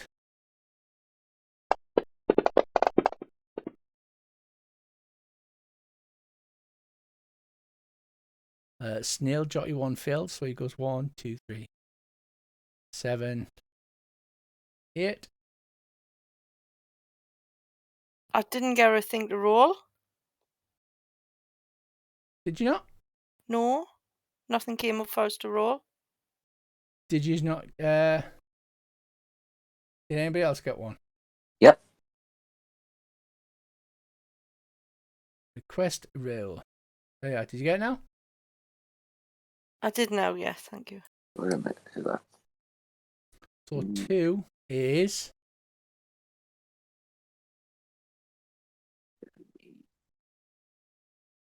to there. And what's a success? Just 8 or 9? The success is DC 12. But if you make DC 12, how far do you move? You move 9 squares. So the tearing forward. So Andy, I think you've counted out too many. 1, 2, 3, 9, 10, 11, 12, 13, 14, 15, 16, 17, 18. So the maximum you could be is there. If you got 2 successes. Yeah, that's where Auntie is. Right, so Elvanalor and Britwick take the lead, start tearing off. Snail Jockey 3 succeeds. That puts him here. And number 4. Wait a minute. What's those yellow, orange round things? Just fire things? Yeah. Okay. The goblin is narrating this. Look at this. We've got 2 clear leaders heading off. Oh no. Oh, is there something going to happen? Probably. Quickleaf. That was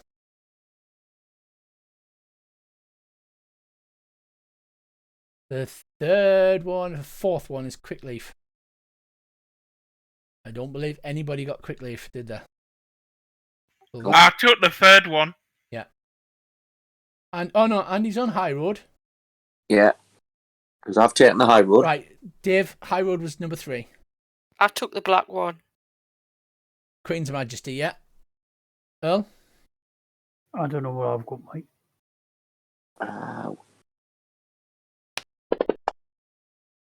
You don't have number 3. You have got number 6, which is Wizzy, which is orange. And who does that leave?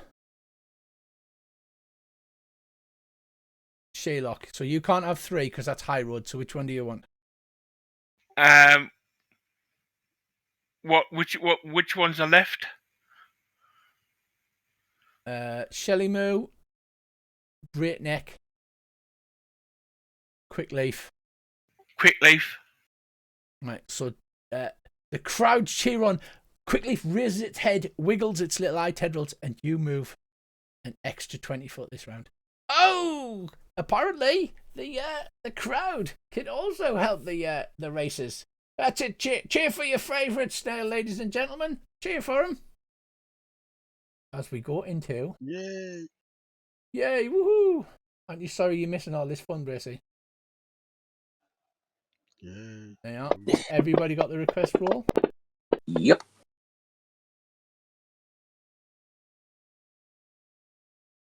Snail Jockey 1 fails, only moves 8.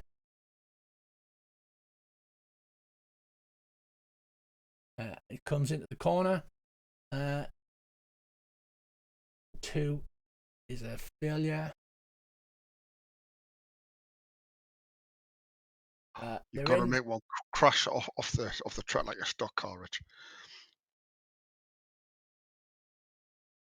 3 is a failure. Wow, these Snail Jockeys are terrible. 1, 2, 8. Van Law's a success. You move 90. You move 9 squares.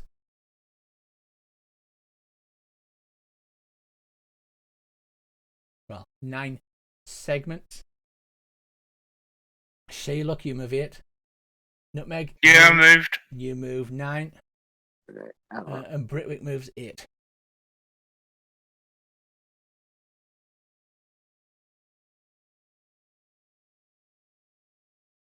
You're not going across there, are you? You have to go round that bit. How many did I move, Rich? Sorry. You move 9. What you mean round that bit? Because that's not a bit of track, that's the track down here. Oh, Oh, right, sorry. okay. A bit of cheating going on there. They're trying to take the snails over the top. I don't know how far that was that we got. So we need to move a little bit further up. No, if you succeed, you do 1 in front of me. Yeah. So you should be there on that one. As they're halfway through the race now, it's quite close. We do have 3 succeeding. Your bunny ears are flapping back. And Valnor, it's blown off your hooded cloak. Are you enjoying the race? Are you scowling at the fact, or are you just hanging on for dear life? Just hanging on and just thinking, I just want to wake up. Can somebody wake us Absolutely up from love this this. fucking nightmare? I'm whooping like a lunatic. Woohoo! Let's have some roll, guys, as you are halfway around the track. So we've got Snail Jockey 1 succeeds and moves 9. 1, 2, 9. Next up, we have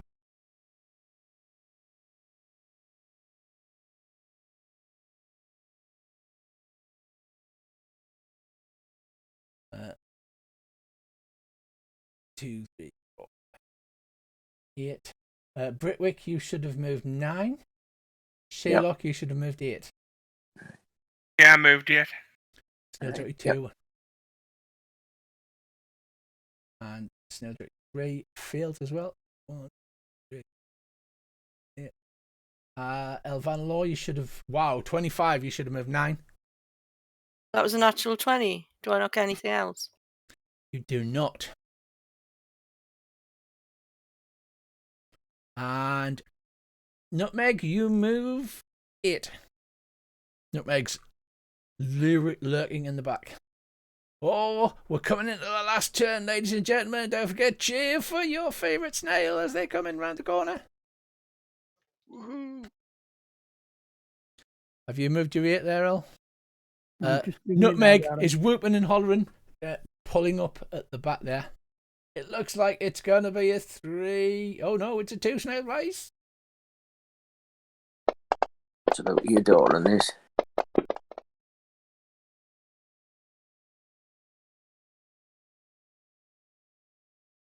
So first up we have Snail Jockey has succeeded 10 moves 9.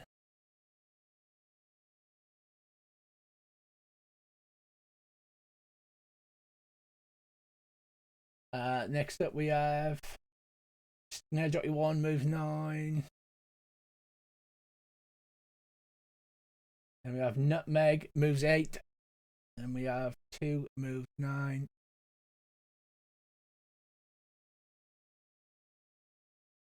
Sherlock, you should have moved 9. Snail Jockey 3 has failed, moves 8. He's fallen back. And El Valinor should have moved 9.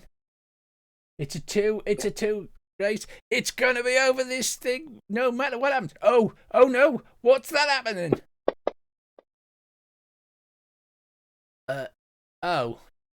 Nothing. It looks like the bot was expecting something to happen. And then it doesn't. Oh, he looks kind of sad. It's a 2 snail race. Coming up, we have Britwick and we have Elvan Law. Roll your snail handling checks.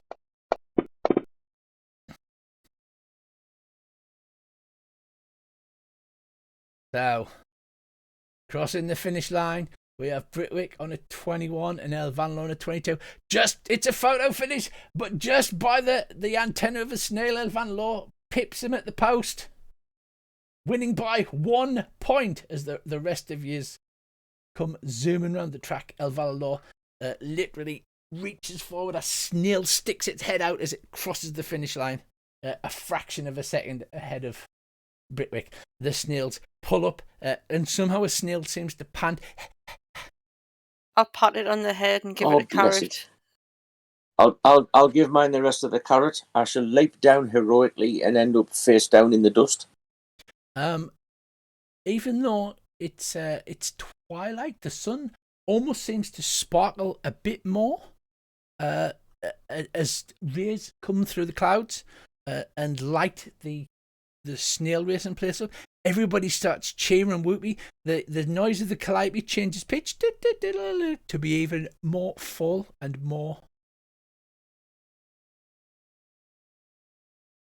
enticing. You don't know what it is. It just seems a little strange. And then coming in last, we have Poor Nutmeg. So he says, come to the podium, and they've got the little blocks arranged out in the podium where Elvanna Law stands on top. Good lady, you've obviously ridden a snail before. That's what we'd heard. I've never seen snails this big before. The snail sort of loads its head in and butts you at Elvanna Law in a friendly manner. Doesn't try to eat us. Does not try to eat you. It says, oh, pat it on the head, can he? For our winner here, not only this sash, and you get a sash with #1 snail racer on, but also a magical potion. Ooh. And he does that thing like a pantomime where he raises his hands and he goes, ooh, and all of the crowd go, ooh, like that. As he hands you a bottle labelled, it's a vial that looks like sparkling golden mist, and it's labelled as Potion of Advantage. Oh, that could be handy. It is in the character sheet for you, Tracy. Okay, thank you. And he comes over to you on the podium at the very bottom, Nutmeg, and he says, and our valiant rider here, poor thing, he's about the size of a snack for these giant snail. For you, we've got the consolation prize. And he hands you a flower-shaped wand, Nutmeg. Ooh. Hopefully, this will remove the sting of losing. Enjoy. Can I ask the organizer of the race a little bit about if he knows anything about That's in the party sheet for you, losing? Nutmeg. Anybody ever losing like a skill, a personal skill, not an item, but an actual skill or attribute, or anything like that? No, madam. I'm afraid I wouldn't know anything like that. I just run the snail races.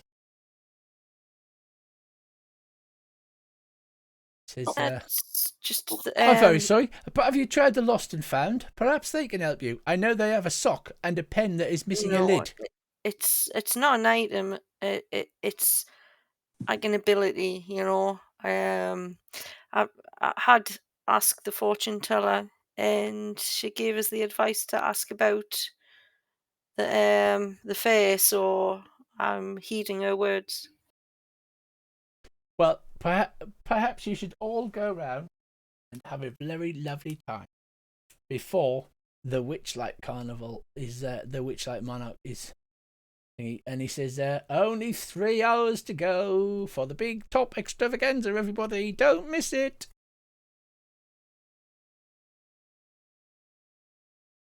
Tracy has used a punch.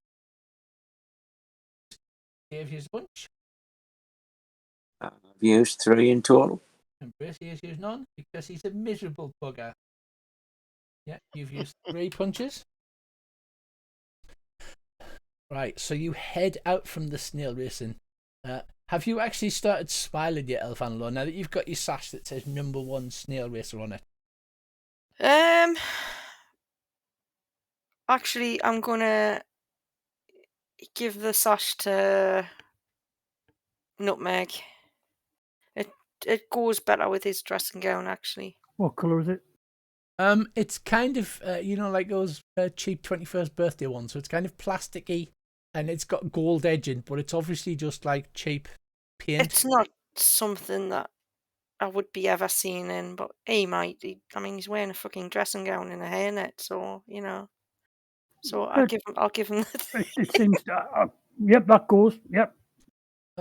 It seems like every child has at least 2 balloons in one hand and a candy floss in the other. Their mothers are laughing. The dancing in and out, playing hide and seek.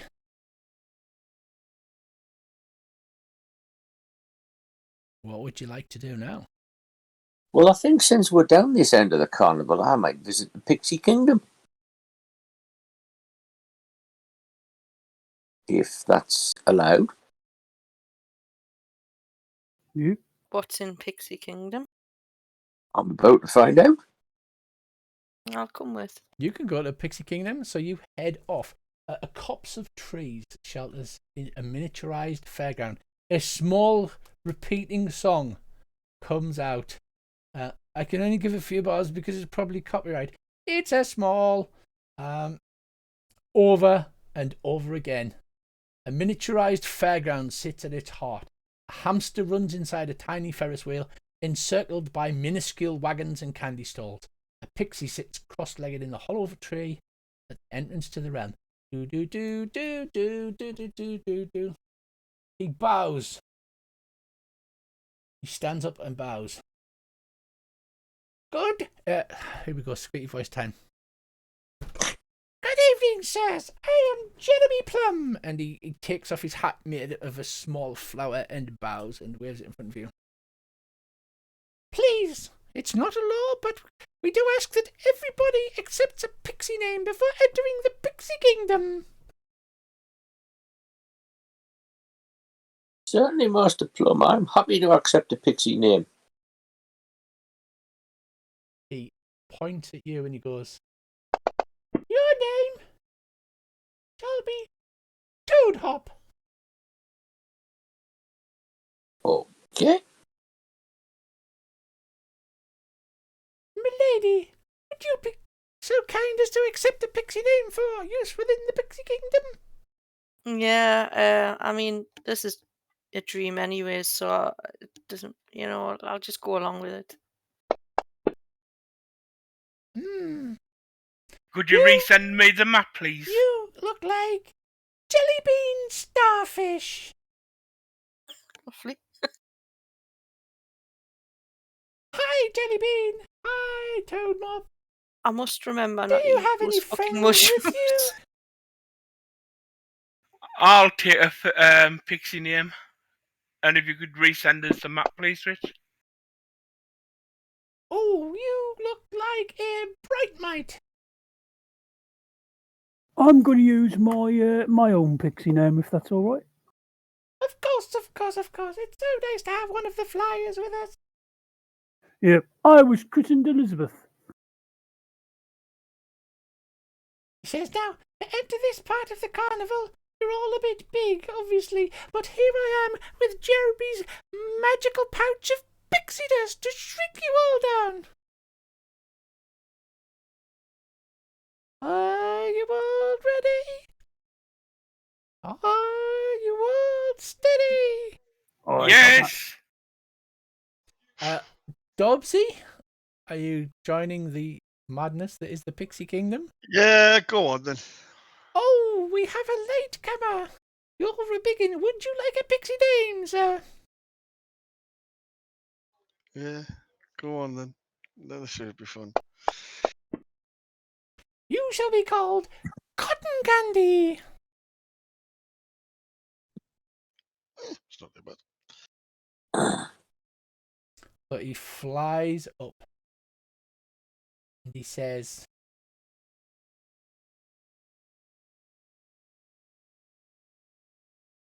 first of all, I sprinkled Jeremy's spinal pixie dust upon you. And he flies over you and like little motes of glitter, it all flutters down all over you.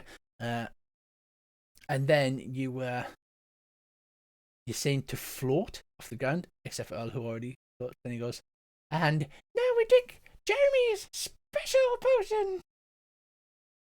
And he hands out small bottles that have written on them, drink me. I'll wait till everybody else drinks this stuff. I'll drink mine because, straight away. It tastes like cherries, this stuff. I've had people try to poison me in the past. I mean, I'll drink mine. I'm a white rabbit. Of course I drink it. As you drink it, I'm sorry, I only have a black and white map for this. You shrink down to tiny size and are inside a carnival within the carnival.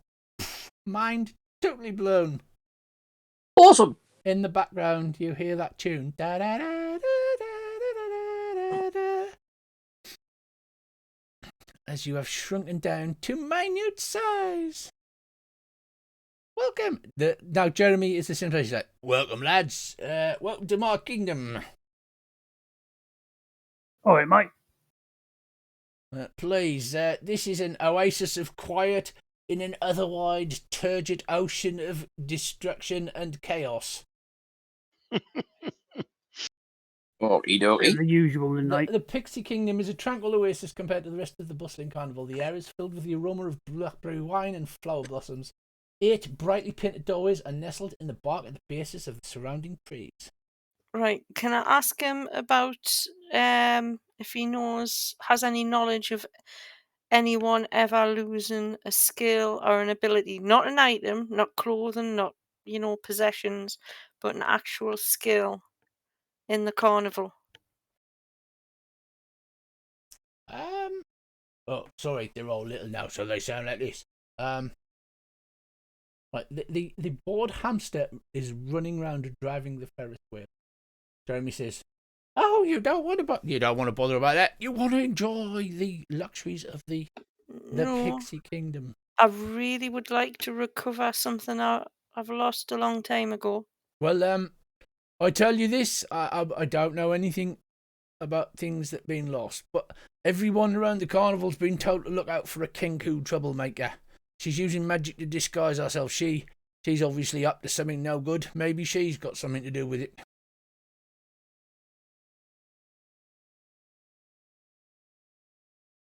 The hamster looks over at you, Britwick. Can I feed your hamster? He goes, "You don't have to ask. You can ask me. My name's Biscuit, and I run the wheel." Hello, Biscuit. You hungry, mate? I wouldn't say no to a bit of a nibble from a fellow mammal. Biscuit is obviously being played by Boise from Only Fields and Horses. Marlene. I'll haul some carrots out my pocket and share them with Biscuit. That is very nice. It was not due to be dinner time for quite some time, might I say. May I inquire as to your name, good sir? My name is Britwick Nowtail. Ah, it's very nice to meet you. Likewise, Biscuit. It's nice to speak to someone, because obviously them biggins, they do not often come down to the Pixie Kingdom, so they tend to head off to the larger areas, as it was. You say they don't know what they're missing. There are little carts with cucamelon sandwiches and thimbleberry tarts.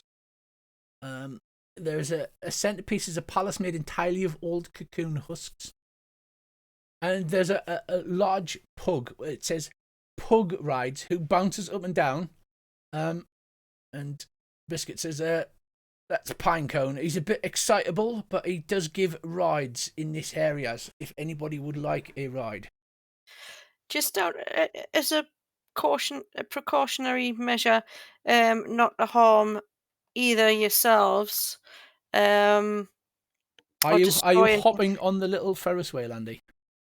I can do.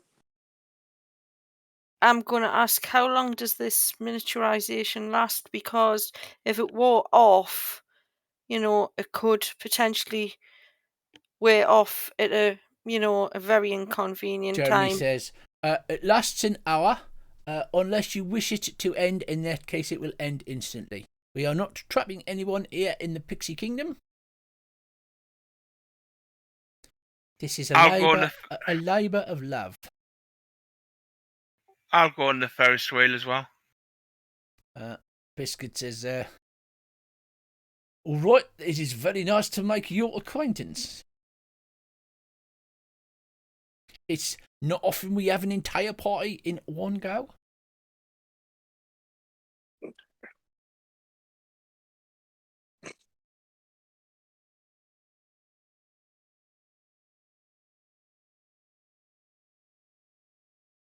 You said there were some areas where you could sit and... Yeah, it's like, you know, at Glastonbury they've got the chill out field. Well, this is kind of like a very tiny chill out field. There's All free right. sandwiches. There's free blackberry wine. I'll sit Oh, I down and shall have a avail drink or myself of something all like of that. And I definitely want to ride on on Pinecone. Because I'm feeling rather hungry lately. I mean, it must have been hours and hours since we came into the carnival. Biscuit says, does you have any gossip from around the bigger harriers of the carnival by chance?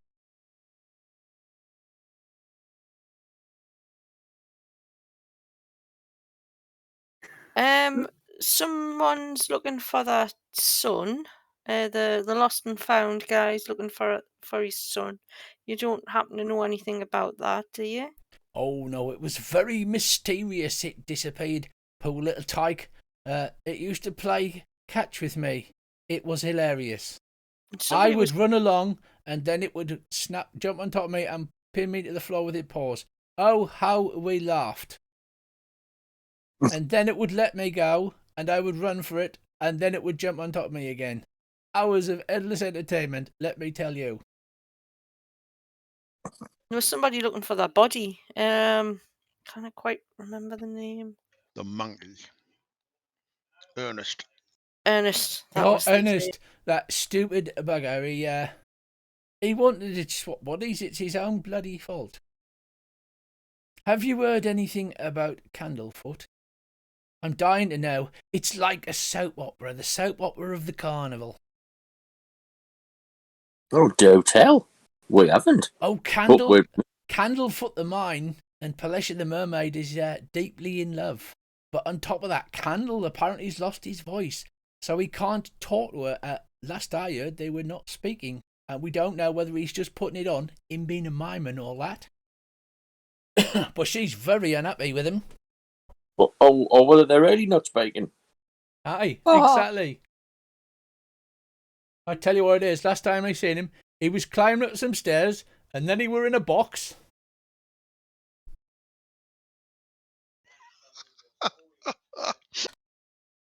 It's bloody confusing down here.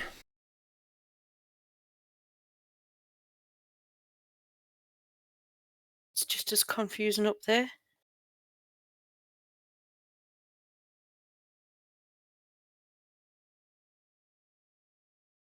Aye, Elvana's right. Just as confusing up there, only bigger.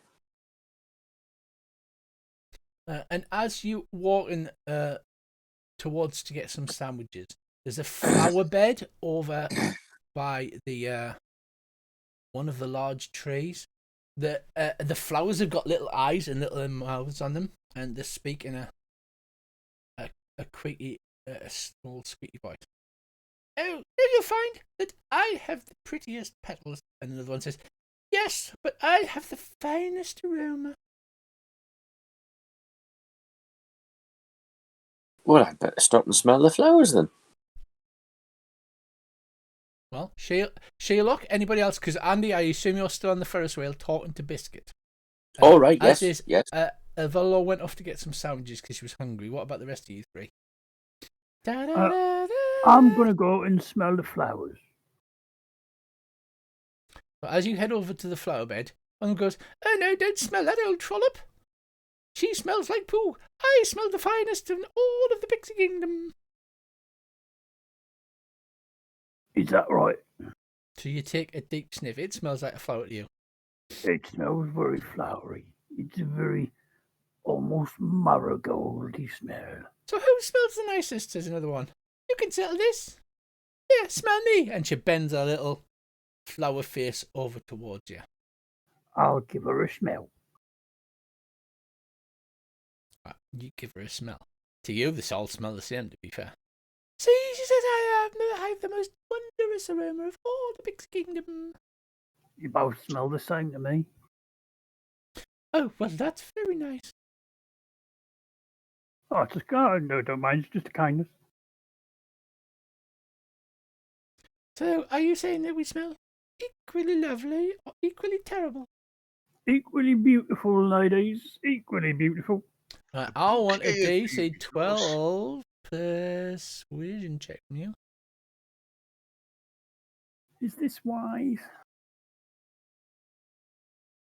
They're both titter. You can imagine them almost as Victorian ladies with little fans going, oh, see, oh, this nice Pixie says that you're both equally lovely. And the turn on the small one at the back, they go, not you, of course. Right. And over in the corner, you see a large heron's nest. Dobbsy, Sherlock, are you doing anything? I'll check this heron's nest. Yeah, I was just going to say the same. We'll take a wander over. The heron, you head over the heron. Who, if you can imagine a big matronly woman that sort of puffs her chest out, she nests in a clump of long grasses and turns to regard you and says, "Oh, hello. So lovely to have visitors. And I have yet to turn cockney." Good evening, my lady. Give it time, How are darling. you this fine evening? What brings you down to the Pixie Kingdom? Are you just here to chill out and enjoy the sight? Exactly. Away from the hustle and bustle of the rest of the fair and carnival. Oh, how lovely. And to see most beautiful and wondrous creatures such as yourself. Why, thank you, good sir. She flutters her eyebrows and preens her breast feathers with her beak.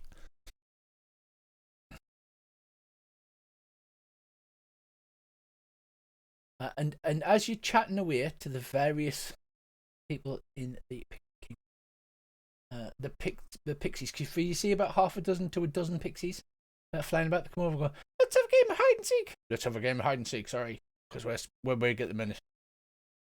Anybody want a game of hide and seek? There's a Yeah, I'll have a game of hide and seek. pack in a pixie desk for anybody that Starbug can't find. Yeah. Well, if I've finished me ride on the Ferris wheel, I'll play hide and seek with him. Well, it was lovely to travel with you, Britwick. I would hope that we can have the pleasure again at some other time. Likewise. Who wants to play hide and seek, says Starbug. Prize is a parcel of pixie dust if you can evade me. Yeah, I'll play. I would love to play.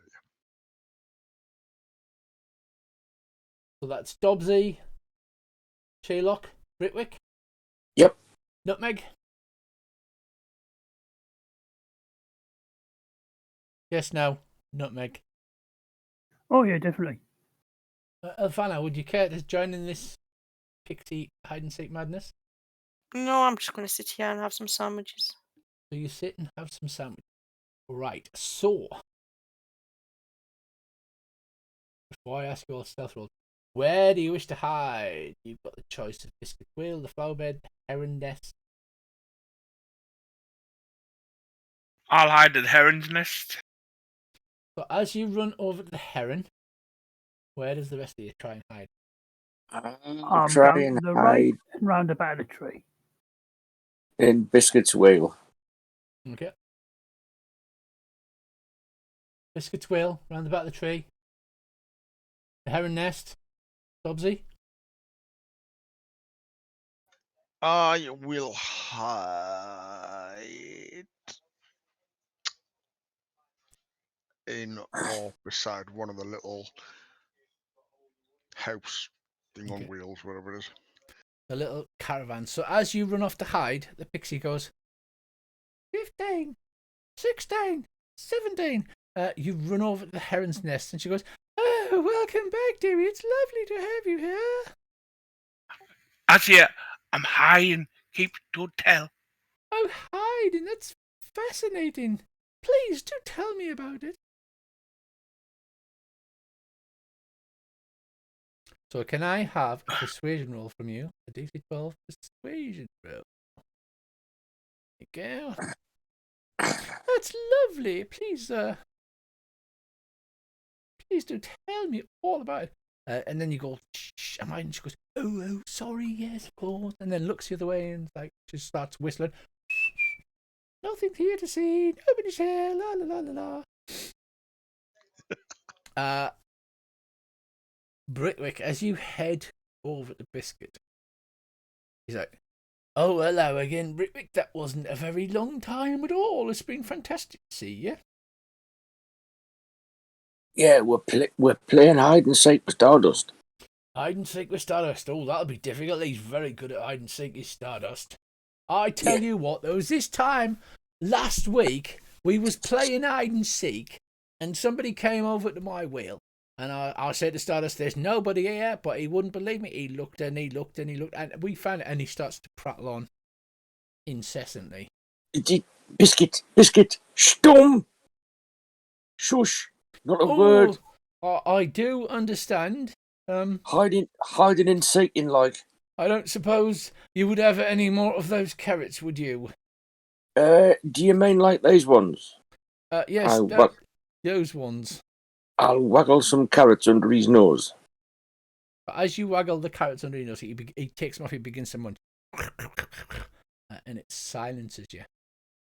It silences everybody, in fact. Select all PCs, except for Elvanlaw, who's...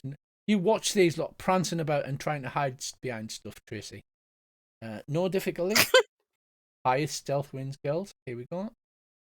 Request roll. Highest stealth wins.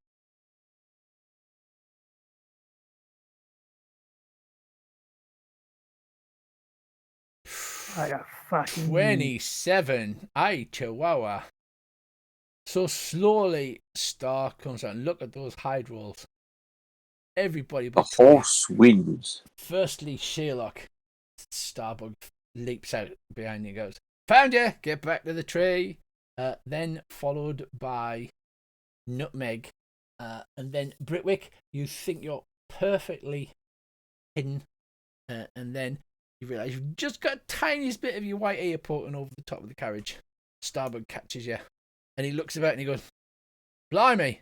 Of all the things, the big horse, you think he would be the easiest to find, but I can't sudden see him. What do you do, Dobbsy? You're completely unfound. I'll watch him traipse around for another 5 minutes, and then just as he's about to give up, I jump out and scare him. Wah! Bloody hell, he says. You took 100 years off my life. He says, the winner of the Grand Pixie Hide and Seek contest, that would be Dobbsy here. And as promised, one packet of my very own pixie dust for the use of. Cheers, Governor. And I will drop that. There's a rouse and clap from the pixies. There you go, there's your pixie dust that has been dropped into your inventory. Cheers. As you can see, this game is not shy about, whereas Rhyme of the Frost Maiden was hardly any stuff, this is not shy about giving stuff out.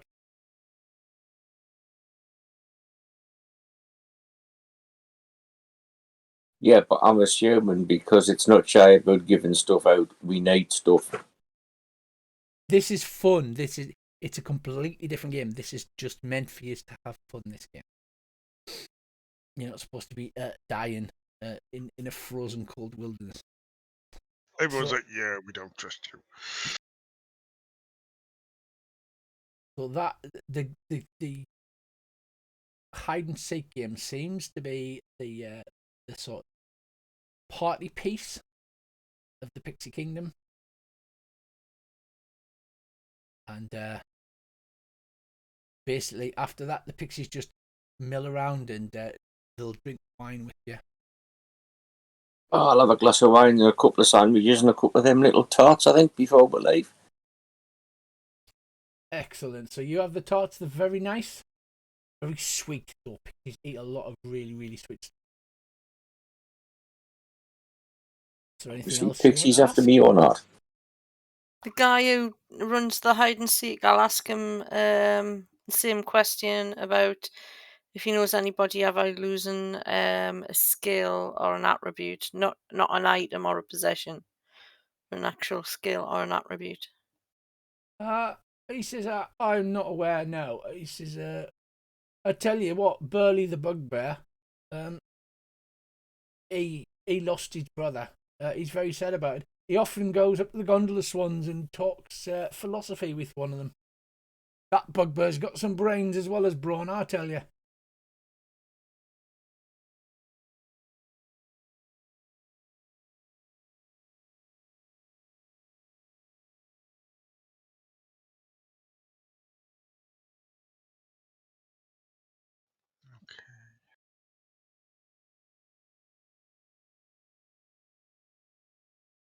So, are you waiting out the hour until it runs out?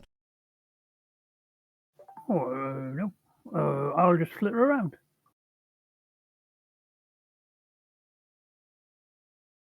Right. The laughter and the sounds get more intense. The clavey gets louder. The grass underneath your feet is soft and warm. You see little daisies springing out, even though it's twilight.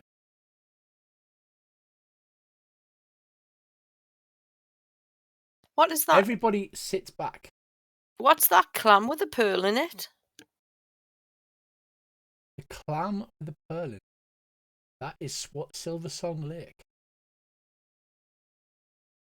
Is it a statue or something? Or Are you asking Jeremy? yeah, I'll ask him. He says, no, that's where the mermaid Palasha sings. A haunting, captivating song. It's very good. Gets on your tits after a little while, he says, listening to the sound in the background. Sort of looks over his shoulder.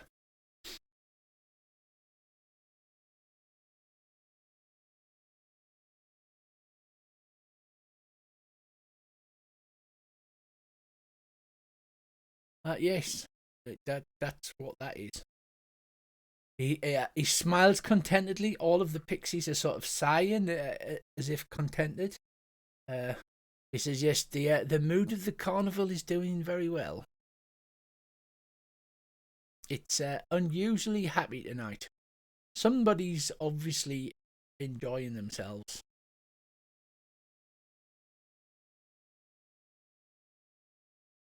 Does the carnival ever not go well and people are sad? Oh yes, if you get some worry warts and you get some rum coves, then Mr. Witch and Mr. Light will often step in and have a word and have them ejected by the boys. This is a magical carnival. Obviously, you realise this is a fey carnival, and the entire mood of the carnival is affected by the people in it and the things they do. You did realise that this is just not a normal circus, right? I mean, he's like, pixies, You? mermaids, giant racing snails. Oh, by the way, congratulations, he says to Nutmeg, who's wearing the #1 snail racer sash. Thanks. Apparently, I won and came last at the same time. And I'll get the consolation prize out as well. Good, ain't it? Well, I don't know how you managed that, son, but nice one. Skill. He says, yeah, I think we can all relax tonight. There are nights when it can be a terrible worry around here. But no, and he sighs and he puts a piece of grass between his teeth, lies back, puts his hand on his head. No, tonight is going very, very well. Would you like another tart there, Lady Elvana? Yeah, why not? They're quite delicious, these. They're like, 95% just sugar. Perfect. So they are extremely sickly but very delicious. You say that if the mood's not going well, that they eject those individuals out of the fair. Is there any repercussions for yourselves when this happens? No, as long as we haven't directly caught it. No, you cannot control the panthers, as it were. They'll do their own thing, whether you like it or not. Not nice people like you. Play hide and seek and... Can I ask something? Hmm? The fortune teller lady I spoke to, she's indebted to work for the fair for 101 years. Is everybody in the fair likewise indebted in some No. way? Old Nanny Chiselbone, she's not indebted. No, she's not allowed to return to the prime material plane for 101 years. Apparently struck some kind of fey bargain. Must warn you, fey bargains are pretty binding. One of the rules you should know. Don't enter into them lightly. If you do, you have to warn them. Or bad, terrible things will... Hang on a minute. Terrible things will happen. Yeah, that's one of the rules, that. When was the last time So someone got poor thrown out? old dear, she come here for a job because she can't go off the grounds of the fair for 101 years. Apparently, some bloody so-and-sos forced her into a fairy bargain at the threat of her life. The poor old dear. I wonder who that could have been. Well, I tell you what, if I ever met him, I'd give him a piece of my mind. I bloody well would, threatening an old lady with a sword. It was a battle axe, to be honest.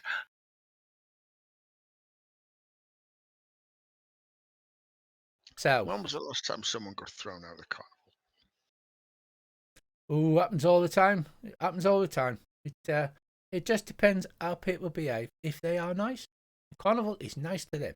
If they is nasty, then Burley comes round and he throws them out on their ear. How many years ago, Rich, how many years ago did I lose what I lost? When you were a small child, so each person is different, but the carnival apparently only turns up every 8 years. So it was a good few years ago. I'll ask him anything strange happened, at the time that I would have been at the carnival. Biscuit says, well, mate, I think being in a fey carnival, things strange happen all the time, they does. Stranger than usual. Stranger than usual. We have crazy shit happening constantly. Involving a child of the halfling position. Yeah, we get hundreds of kids in here, we do. Hundreds of them.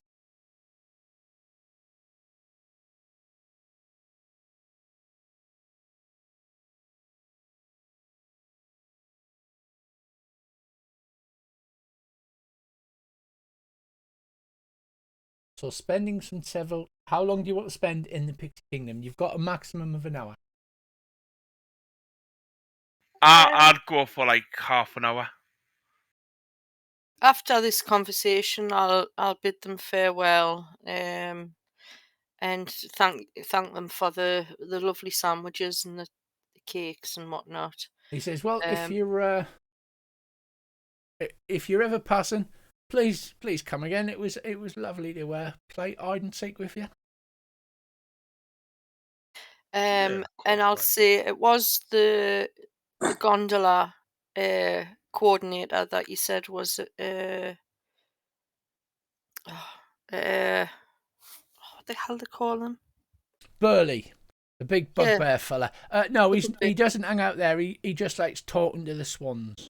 Oh, right, He okay. discusses philosophy with them.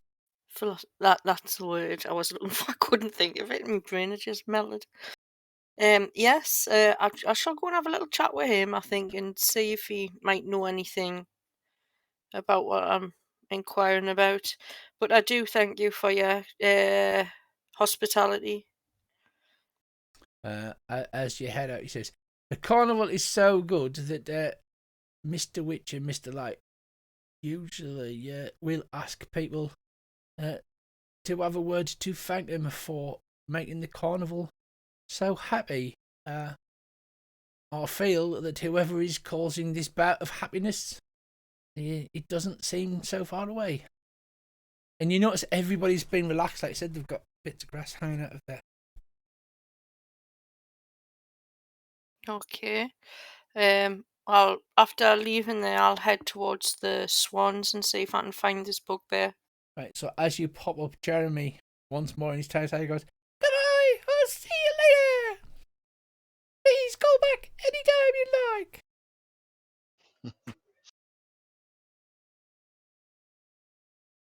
He says, "Wait a minute. You're still on the other map. And I need to transfer you back to the other map. As if by magic. Woohoo!" There you go. And you return to normal size. Although Dobbsy, now the winner of the hide and seek contest, is 1 packet of fairy dust. Pixie dust, sorry. Don't want to be racist to fairies. You want to head up towards the gondolas? Yes, please. You pass the big top.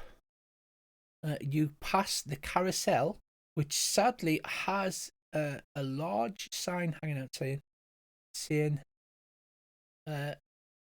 unavailable due to urgent repairs required. Are you guys heading up with her? I'll head to this carousel, check, see what's wrong with it. Side quest. You don't think that every single thing in here has a side quest? Yeah. Good idea. Right, so who's heading to carousel? I'll go to the Me. carousel. Well, Right, you if this catches your eye, Elfana, are you still heading on to the swans, or are you heading into the carousel with the others? As you pass the calliope, Ernest the monkey bends over and with a big smile on his face and doffs his hat to you. You say that the big top has a sign out saying that it's closed for repairs. No, the carousel has a sign. All right, Just okay. here, saying All right. out of order. Okay, then yeah, I'll head in towards the carousel. Might be something I can do to fix that problem. So as you head to the carousel, you a procession of wooden unicorns stands motionless on a circular wooden platform. Fairgoers clamber onto the unicorn's back, and a female centaur shoos them away. Saying, hey up, Dobbsy, you've pulled. This is what the young lady looks like. Oh, there you go. Fit for you there. Oh, well, yeah. Get in there. You've pulled. She shoos them away as you approach. She frowns at you. I'm sorry, the ride is closed. Yeah, reading the sign. Is there anything I can do to help? Maybe I can help if it's a problem if it needs repairs. Perhaps I can help. Perhaps. I mean, we need a proper riddler. The unicorns are in pairs, and the inner pairs have lost their names. Names are very important in the fair. And you see each unicorn has a plaque. One on the outside unicorn has a name tag. The inner unicorn have name tags, but some of the letters are missing. And she says, "I'm not a riddler. I just tend the ride. There's nothing I can do about it." Well, how did that happen then? I don't know. It's probably the bloody kids that come on. They're like, "Oh, look, it's the horsey ride," and then get the dirty, grubby little hands all over it. I look under the carousel if I can see any letters. There's no letters, but there's she's like in the center of the carousel, in the little office bit with the window. There's a almost comically large pot of gold paint with a brush sticking in it. It says we need a riddler to come and paint the actual names back in. Names are very powerful. I might have told you this. So, well, can we? Are we permitted to walk around? They're like almost needing a clue powerful.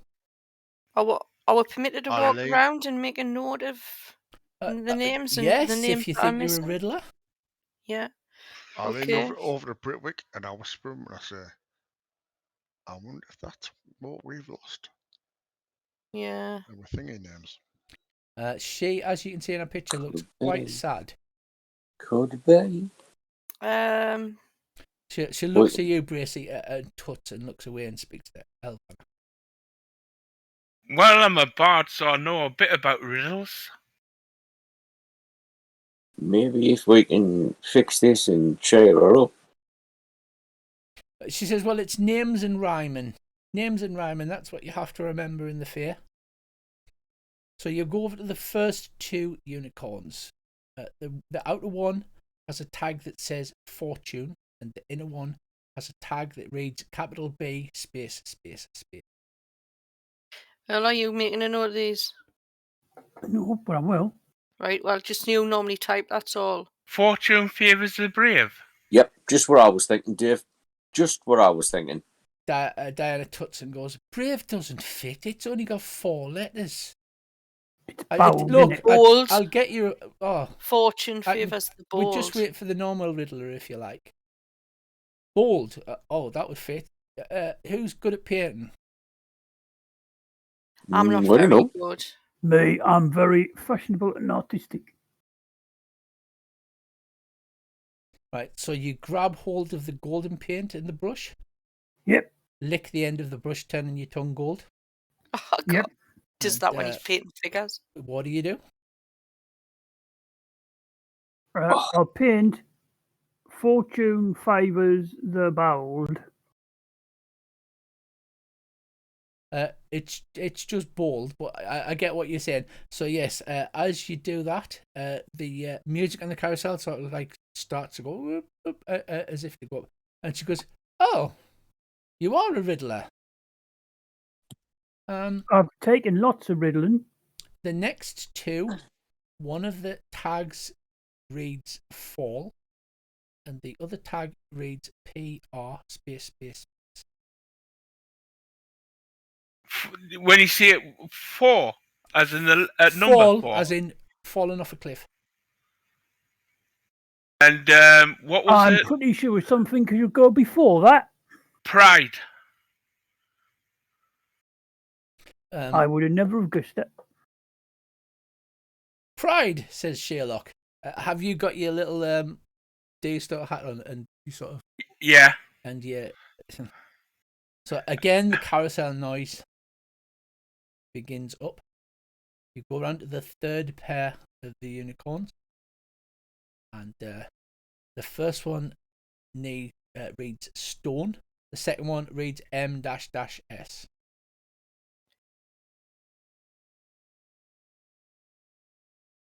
Stone M-dash. M-S. Moss. Yeah. Rolling stone gathers no moss. No moss.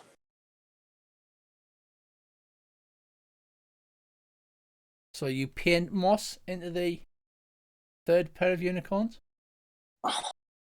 Again, the carousel noise goes up a little. Diana smiles and says, well, thank God. I don't know about you, but if you've ever tried to cause a tradesman on a bank holiday, first of all, it's getting one, and secondly, they charge 5 times the normal rate.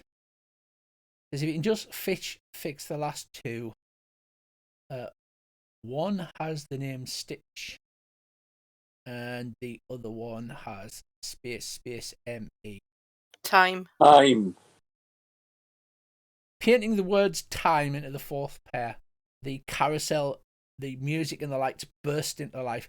The unicorns whinny and come to life, the wooden unicorns. Diana claps her hands excitedly together. Please have a free ride on the unicorns. Oh, thank you very much. Take no notice of them. They do like to gossip. Well, I'll climb on and I'll start singing, try and entice other people to join the ride. Yeah, I'll climb on. You climb on. I'm afraid that if Bracy tries to climb on, it will look nothing like wholesome family fun. No, I would just stand beside. You'll just stand He and could watch. stand on the merry thing and pretend to be one, couldn't he? Right, so you You climb aboard the carousel, those that are riding. Yep. It Yep. makes a noise, it goes round, the unicorns bounce into the air as if by magic, riding around the carousels. And thank you very much, says one of the unicorns. It was a pleasure. It'll be nice to give you a ride.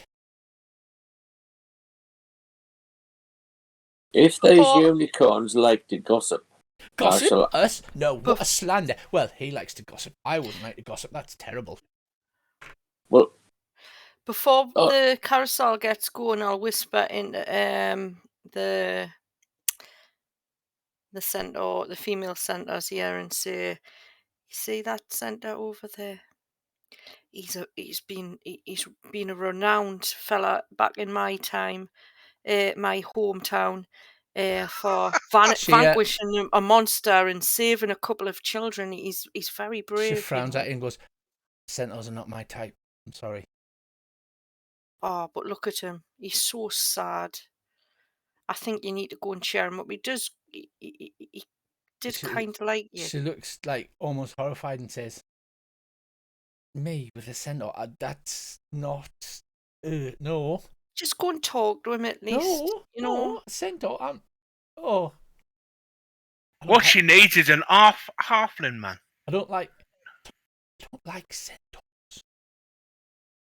Do you like girls? Is that it? No, it's not that. I'm not a centaur, so I don't like centaurs.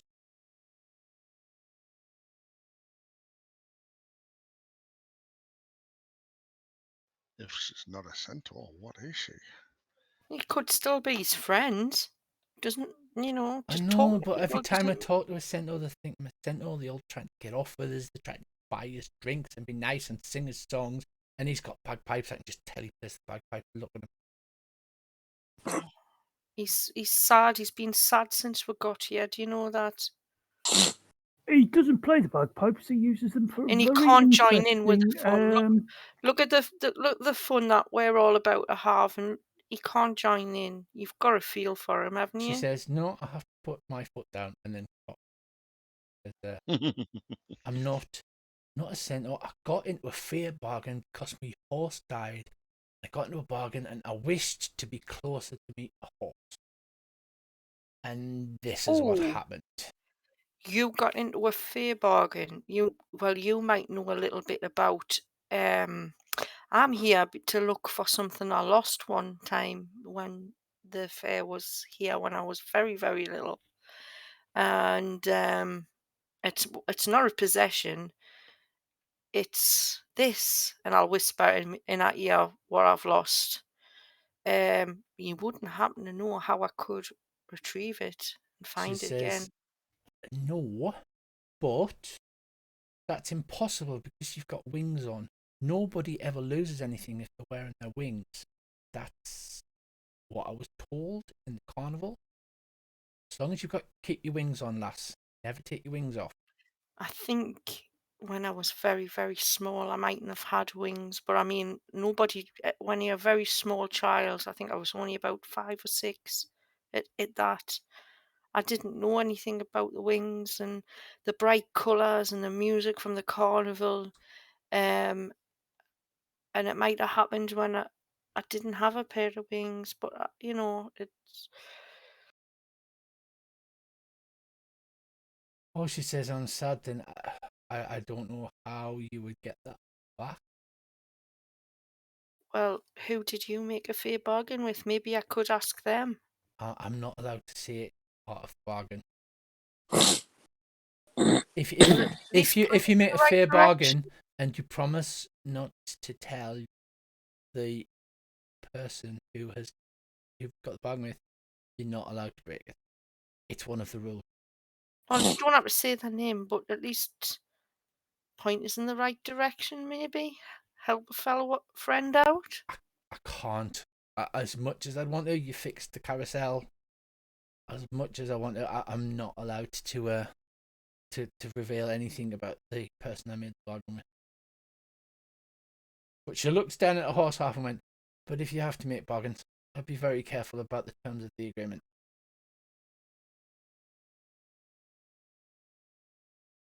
I just want it back. What I lost, the took from us. I didn't She make looks any down and bargain. goes, I know, but sometimes getting things back that you've lost looking at a horse body, it's not what you imagine it would be.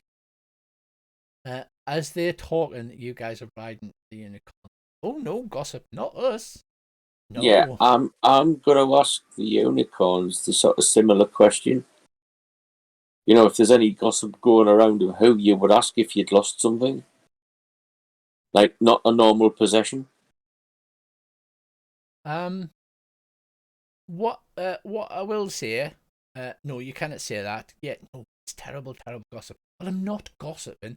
I'm just saying, Mr. Witch and Mr. Light are great owners and jolly, but they definitely have something that they can't talk about.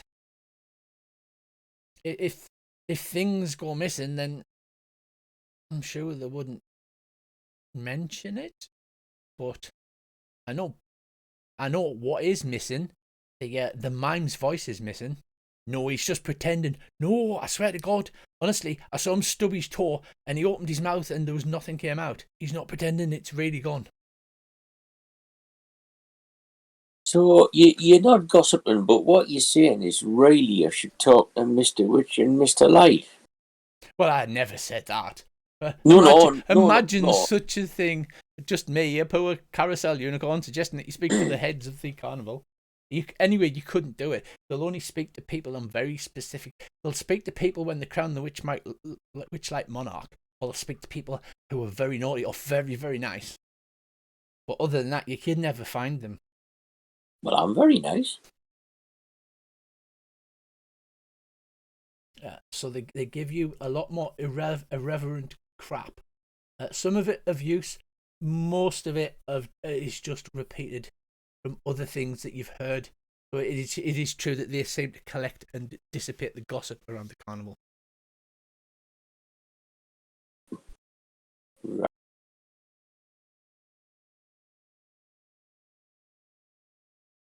The ride comes to an end. Thank you for the help in repairing us, say all the unicorns. Please, I mean, we don't like to gossip, but if you do hear any interesting tidbits, we're always here for a ride. It would be one punch, but, at least you got this one for free. Oh, that's not a problem if we hear any useful information, shall we say. We'll pop back and make sure that you're the first to know about it. I'll also ask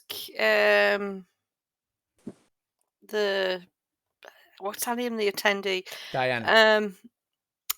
if she's heard anything about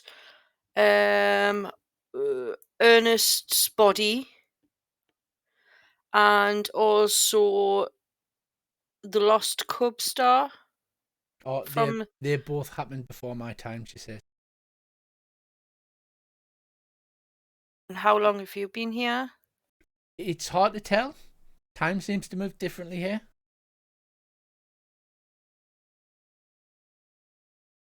A cry goes up around the carnival.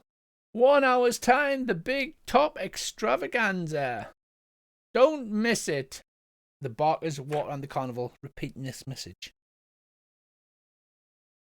Right, I'll head towards the gondola area now. Right, waving goodbye to Diana. What about the rest of you?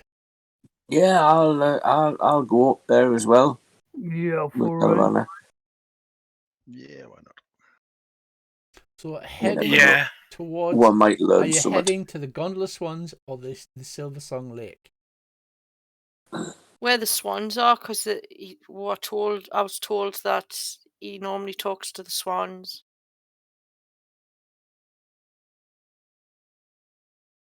Okay, so as you approach, the stream surrounding the carnival doesn't have a beginning or an end. It goes round it in a perfect oval and then through the centre. But the water isn't coming from anywhere. It's not flowing downhill. And riding on it's so blue, it's perfect. Riding on it, enormous swans glide through the water, pulling on it wooden gondolas draped in flowers. The swans dissipate in and out of banks of silver mist as they wend their way downriver. Jetty extends ahead, at the end of which a waiting swan preens its feathers.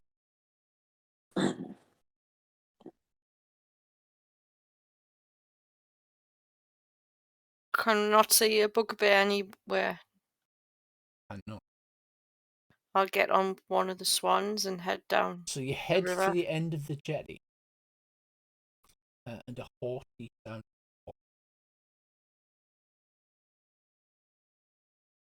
Oh, I think you're here for a ride, is that correct? That is correct, yes. He speaks in common about his head. I am good Featherine, my lady, and I could take you along the river that encircles the Carnival. That would be so kind, thank you.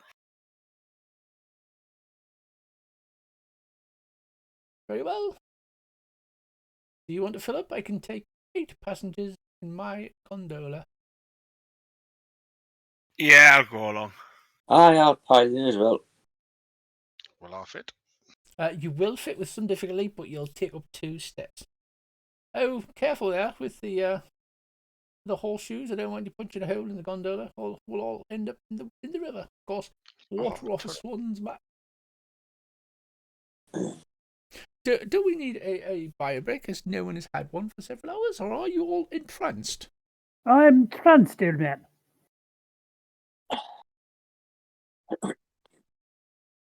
Very well. 1 ticket punch, and she basically, swans have got that little thing on the end of the beaks. She punches your ticket with the end of the beak. Is everybody travelling on Featherine? Yeah.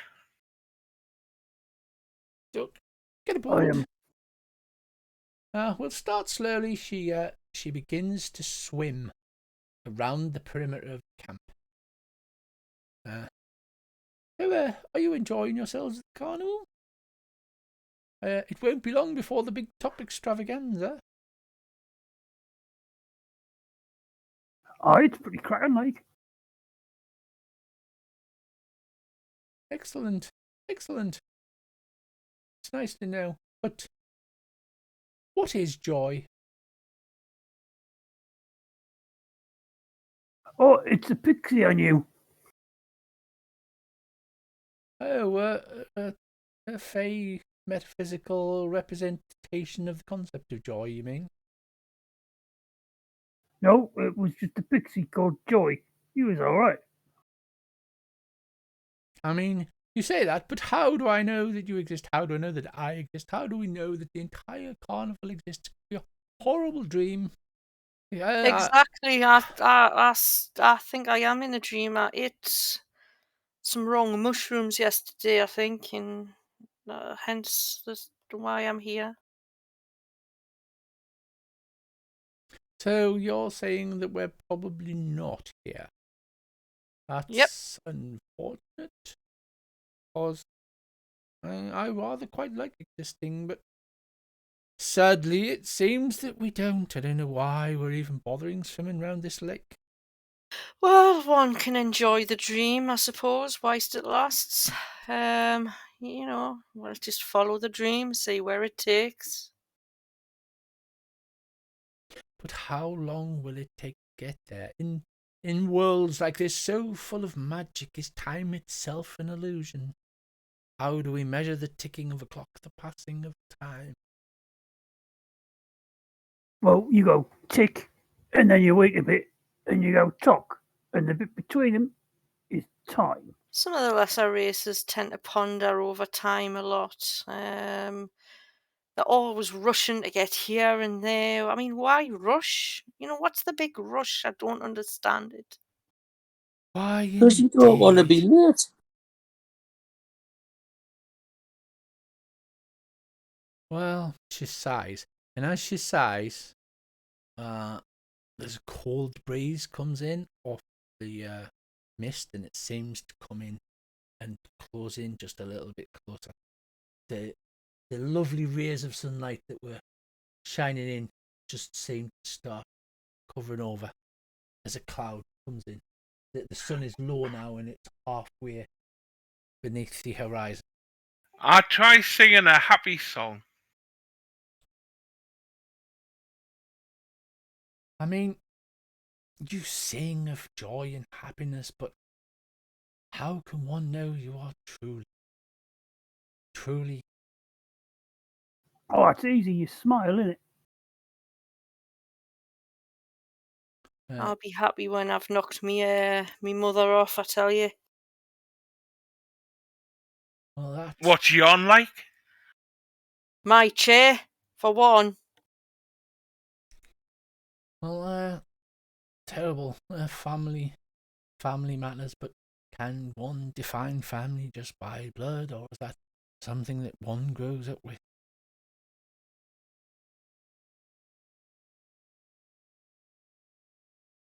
I know. She lets out a big sigh. Oh, I spend my life swimming round this blue ribbon of a river, looking for answers, looking for people to share my passion with, but sadly it never happens. I was going to say, seems a bit pointless, really. Is that a rain cloud that appears to be coming overhead? But if you think about it, and really think, the ability to spend time in your own thoughts and working out your place in the world is very interesting and itself is a very special thing.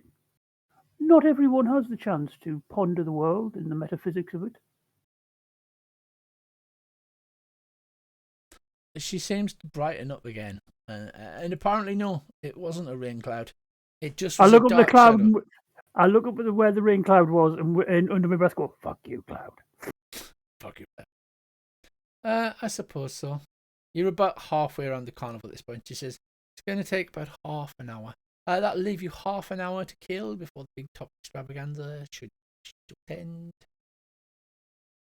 It's free. I would definitely go. They've got a fire rate on this time, I think.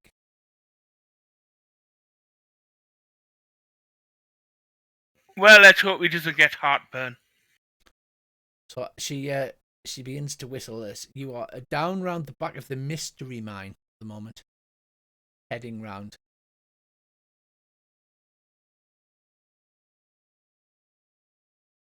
Is there anything you want to ask? Think, damn it, think. Ask him if You have had clues.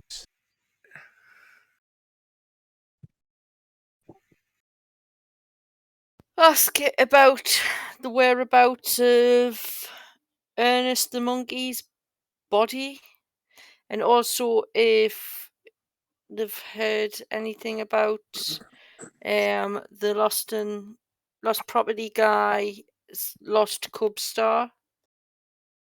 Oh, Star left the carnival. Otherwise, Mr. Light would be able to detect him.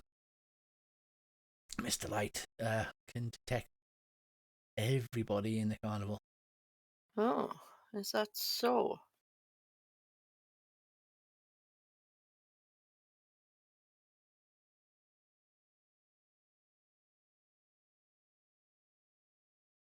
Is there anyone else you wish to talk about as she slowly sails? What's with why is it are the numbers 3 and 8 lucky in terms of fair numbers? Oh, that's just magic, isn't it? Fey magic. ask him if there's a fair gate in the fair. I'm quite sure I wouldn't know such a thing, she says. Oh, That would be dealt with by Mr. Witch and Mr. Light. oh, I've just had a thought. I wonder if we go back to the Hall of Mirrors, the illusions and that, or wherever it is. Maybe mirror 3 and mirror 8 might be important. The Hall of Illusions, she says. Oh, that's where I saw Candlefoot try to propose to the mermaid. He was about to declare his love for the poor girl in front of one, and the words literally left him with a gasp. It was most unusual, and he hasn't spoken a word since. Policia is very upset about it. Oh. Oh. Have I got any memories of mirrors of when I was little? No. Does that ring a bell? But honestly, yeah, if there were such a thing as a fake gate in the carnival, then it would be dealt with Mr. Wisdom and Mr. Light. We do not. We're just carnies. We don't deal with anything like that. But Well, I think we should go and investigate them mirrors. If he stood before one and he lost his voice, maybe that might be the avenue by which we've all lost something.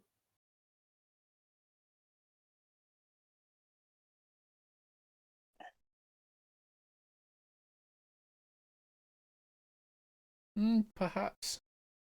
You seem like a brave fellow. I'll turn and look at Nutmeg with your pink. He's got a pink dressing gown. He's now also wearing. Doesn't want to say dressing gown, but just jacket on. And perhaps you would accompany me to the mirrors. Yeah, all right. The idea is you don't go in there first. You get some poor schmuck to go in. You seem like not to have an internal dialogue there. If you're doing something secret, you should keep it to yourself. My old watch sergeant told me that. Oh, I see. No, my Any other mind's point? just elsewhere. I've got loads on my mind at the moment.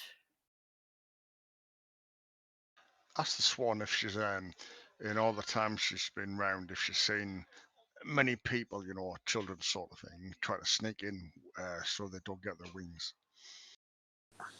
I've seen a few over the years. To be fair, they tend to disappear fairly quickly. So I assume the Witchlight hands grab them, take them back to the parents, that kind of thing. God, when I wake up, I hope I remember this dream because it'll make for a good story. Back home, right in the kingdom, I suppose.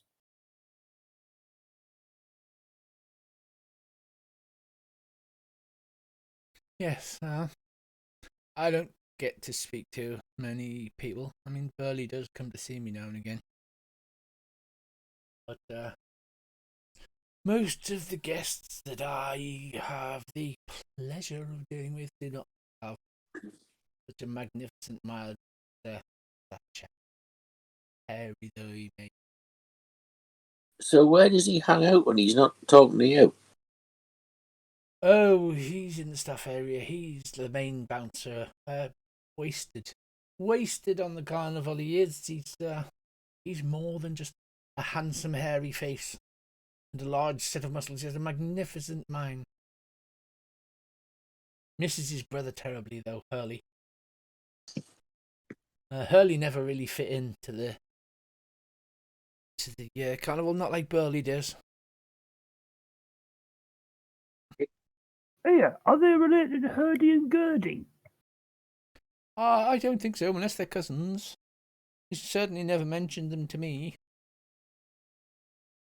At this point, you're coming round the back of the feasting orchard.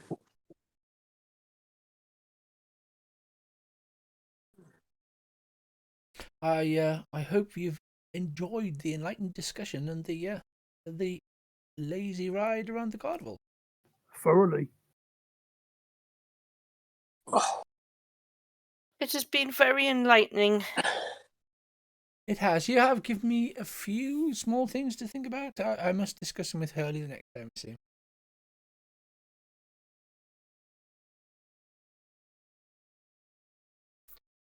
So as you pull back into the gondola ride,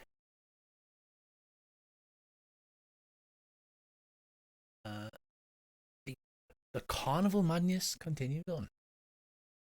Time do we want to finish tonight? 10:30? 11? 10. 10:30 sounds canny. Aye, 10:30. That's just because I haven't eaten. No problem. Farewell. She says she waves her wing at you and folds her head back on herself and ruffles her feathers down back. If you do need another ride, it's another ticket punch. I'm sorry I didn't make the rules. I just enforce them. Don't forget, you've got half an hour to kill before the big top main event. They've got a fire eater. See if you can find this mime.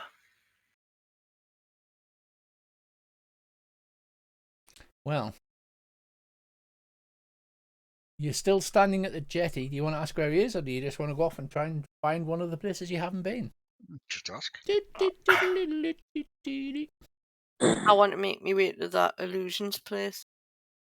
I'll ask if anybody's seen the mime. Ask Featherrange. She says, "Oh, he's the ticket punch at the Hall of Illusions. Poor fellow."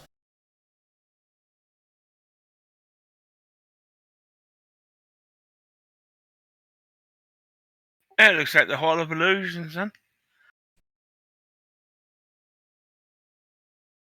Sounds like a plan. Right, so people are starting to mill towards the big top, but you rush past the big top towards all illusions. A large tent with wooden planking outside. The large tent is painted with a mural of shifting images that show grinning fairies diving into pools of colour. The helical stripes of the tent's pointed canopies, rotating spirals, and the whole display seems to be designed to befuddle onlookers. A clown dressed in muted garb stands at the tent entrance, blinking at you. He is a small halfling in an all-black suit with white face paint and a sad face painted on. On there is a sign that says "Entry is one ticket punch." He makes a sad gesture and then, with a flourish, points up at the sign and then rubs his hand as if wiping away a tear. I'll say it's come to our knowledge that you may have lost your voice in front of one of those mirrors in the hall behind you. He nods his head, grabs his throat, makes a choking gesture. No sound comes out. And then again wipes away an imaginary tear. Do people often lose something standing before those mirrors? He does a shoulder shrug, and then traces the outline of a mirror in front of him, and starts to put on imaginary makeup. Could you show us on your fingers which number mirror you stood before when you lost this voice? He looks over, and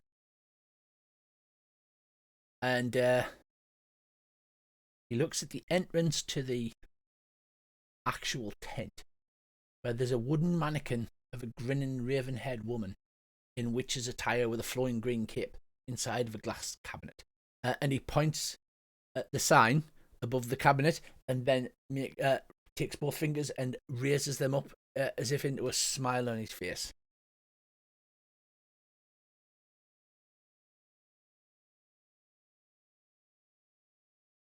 And then he gestures as if to make a ticket punching. I don't know what that means. Does anybody? I'll hand him a ticket. He punches your ticket. I'll go in. Right, as you approach the sign, he jumps in front of you and does the emergency waving your hands like, "Oh no!" and then flourishly points at the sign again. The sign above the cabinet standing outside the entrance reads, "Tasha, the wizard, known for her hideous laughter." Ooh. Okay. He then holds out his hand to the rest of you. Hand a ticket. Yeah, I'll hand them me ticket. He punches everyone. Yeah, I'll do the same. Yeah.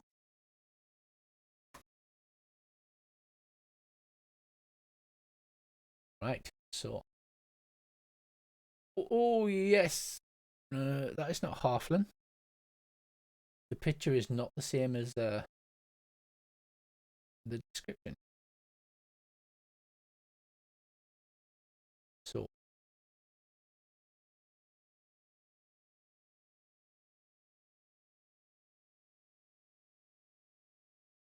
You get all your tickets punches, and he stands. He does a sweeping bow, gesture in the entrance to the tent before you.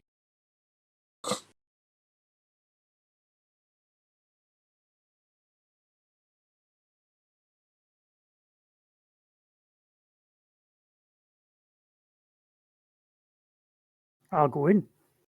You walk forward. Yeah. The statue lights up. There's flashing lights, and I need you to make me a DC something saving throw. Let me check.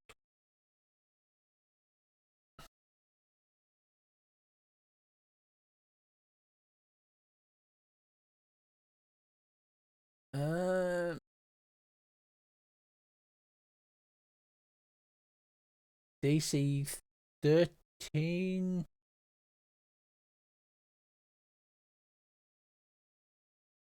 You three went in. Dobbsy and Britwick. Yep. I went in as well. Yep. I'm going in. You are going in, yeah. I'll- DC 13 wisdom saving.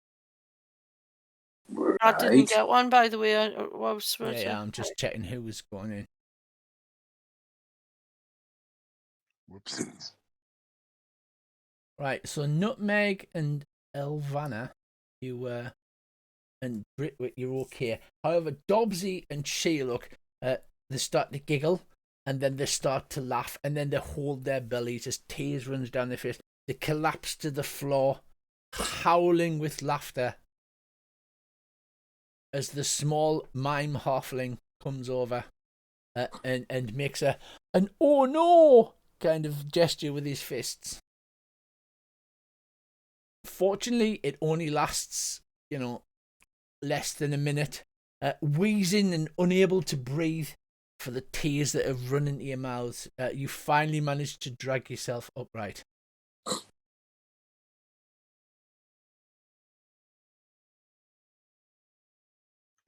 Right. I'll get up and push myself down and try not to get embarrassed. Right, so Oh, you so walk funny. into a tent lined with gigantic mirrors of all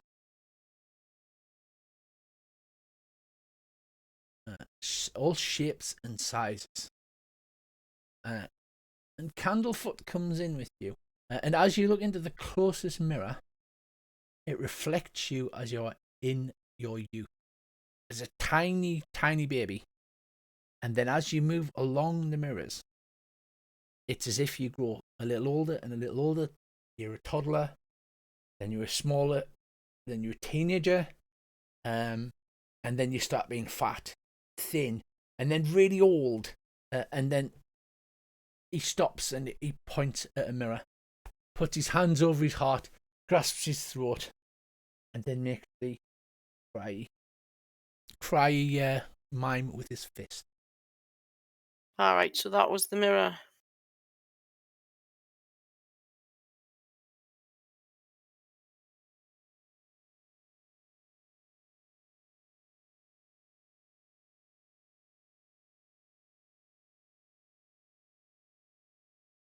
Suppose I better have a look in that mirror then.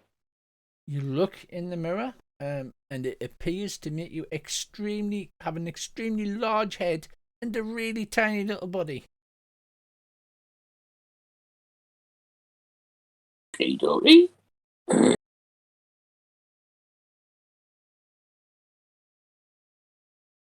And then, further down the hallway, almost in the darkness, you see a small halfling, and he's shaking his head. Tears are running down his face. And he's saying, "No, I can't. And as you look, you see standing behind him in this partially grasped in the shadows. A small girl holding a massive, oversized lollipop. Her skin is a dark blue, like she's been drowned, and on her face is a pig mask. Oh, she's funny. I laugh at her as well. Is she moving? Or is she just standing there? She is. I'm going to unidentify. She's standing just behind the halfling. She's just standing doing unidentified. So Oh. tears run down. Can I go over to the halfling and ask him what the matter is?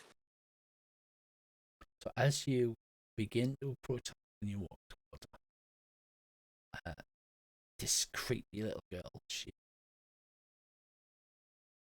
apparently sees a mouth with broken teeth, lets out a little hiss, and she steps to one side behind the mirror and apparently disappears, but she can't see her anymore. You start to approach the half. I'll Right. see. He's muttering to himself, "Oh, I might as well go. I may as well." I'll say, Britwick, be You careful. notice he hasn't got wings on.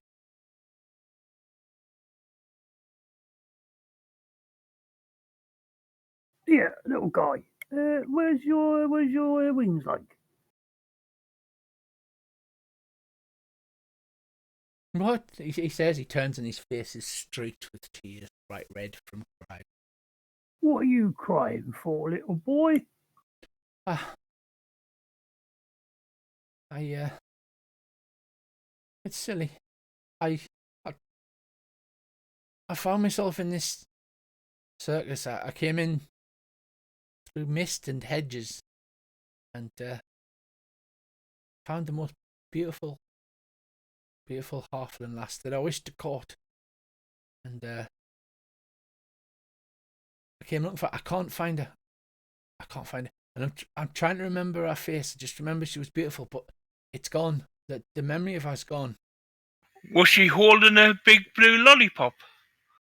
No. I can't Well, he's remember. lost I can't his remember her memory. face. I can't remember. It's just gone. I know that my heart leapt when I met her. I can't remember what she looks like. I'm afraid you've lost something like us all. It seems to be tied to these mirrors and perhaps that girl who may not actually be a girl.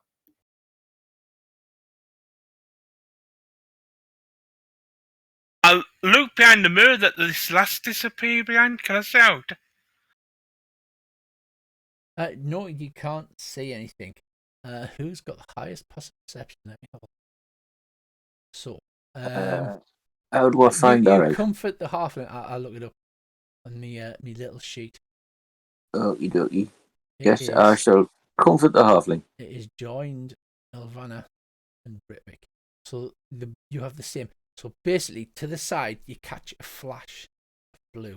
You spin round, and you just appear to see what looks like the last two fingers of blue hand in a mirror, running to the side, and then it disappears.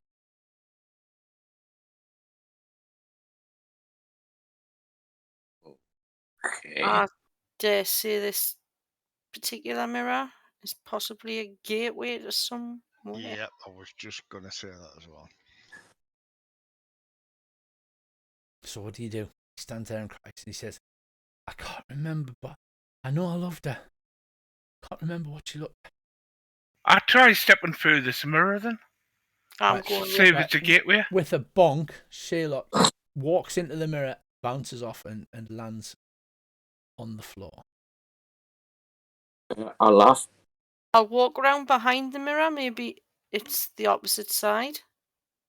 It looks like a perfectly normal mirror. It's just got the wooden back.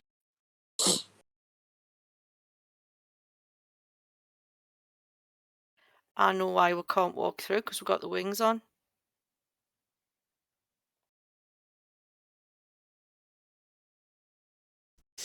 I don't know what to do now. No, you I'm probably going to should take come my over. wings off and walk through the mirror. You take your wings off and you feel a little tingle, and then you walk into the mirror, and then with a clunk, you bump your nose and land unceremoniously on the floor on your bottom. The party stands and looks at you. And sneeze. Put the wings back on. That didn't work. I wonder if we shouldn't take this lad over to the ticket booth and buy him a ticket and get him a set of wings. Why not? It'd be the kind thing to do. What's at the end of this hall of mirrors? It just winds round in a loose loop and comes back to the entrance. Hmm. So is that what you're doing? Putting your arm round the poor fellow and leading him out of the hall of mirrors? Yeah, because at least if we can go and buy him a ticket and get him a set of wings, then that means he can probably stay at the carnival, and he might be able to find this girl he's been looking for. It's true. Putting your arm around him, you lead him sobbing out of the carnival and back to the ticket booth. The ticket purveyor goes, "God, used your tickets already, have you?" Not quite, but I want to buy a ticket for this young gentleman here. Snaked in without a ticket. Look, he takes his spyglass and looks over the top. That's He appears to have mislaid his ticket. I see. Very well, that'll be 8 silver pieces. And don't forget your wings this time, me lad. If I've took mine off for a split second and put them back on, will I be alright? They were itching me back. You should be, yes. Okay. I wouldn't recommend leaving them off for any period of time, though. As you're doing this, you notice it's become like an Indian summer. It's gone really warm. Every child is walking around with at least 3 balloons and an ice cream with 2 extra scoops of chocolate ice cream on the top. The calliope is going crazy, and the grass is soft and lush and green. And although the sun is almost beneath the horizon, a nice warm ray has shone out and covered the entire surface of the Witchlight Carnival. You buy the lad his ticket, and up.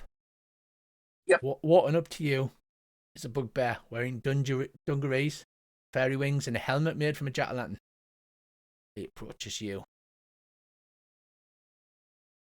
"Follow me," he growls. "Management wants to see ya." And that's where we leave it for tonight. Oh, gosh.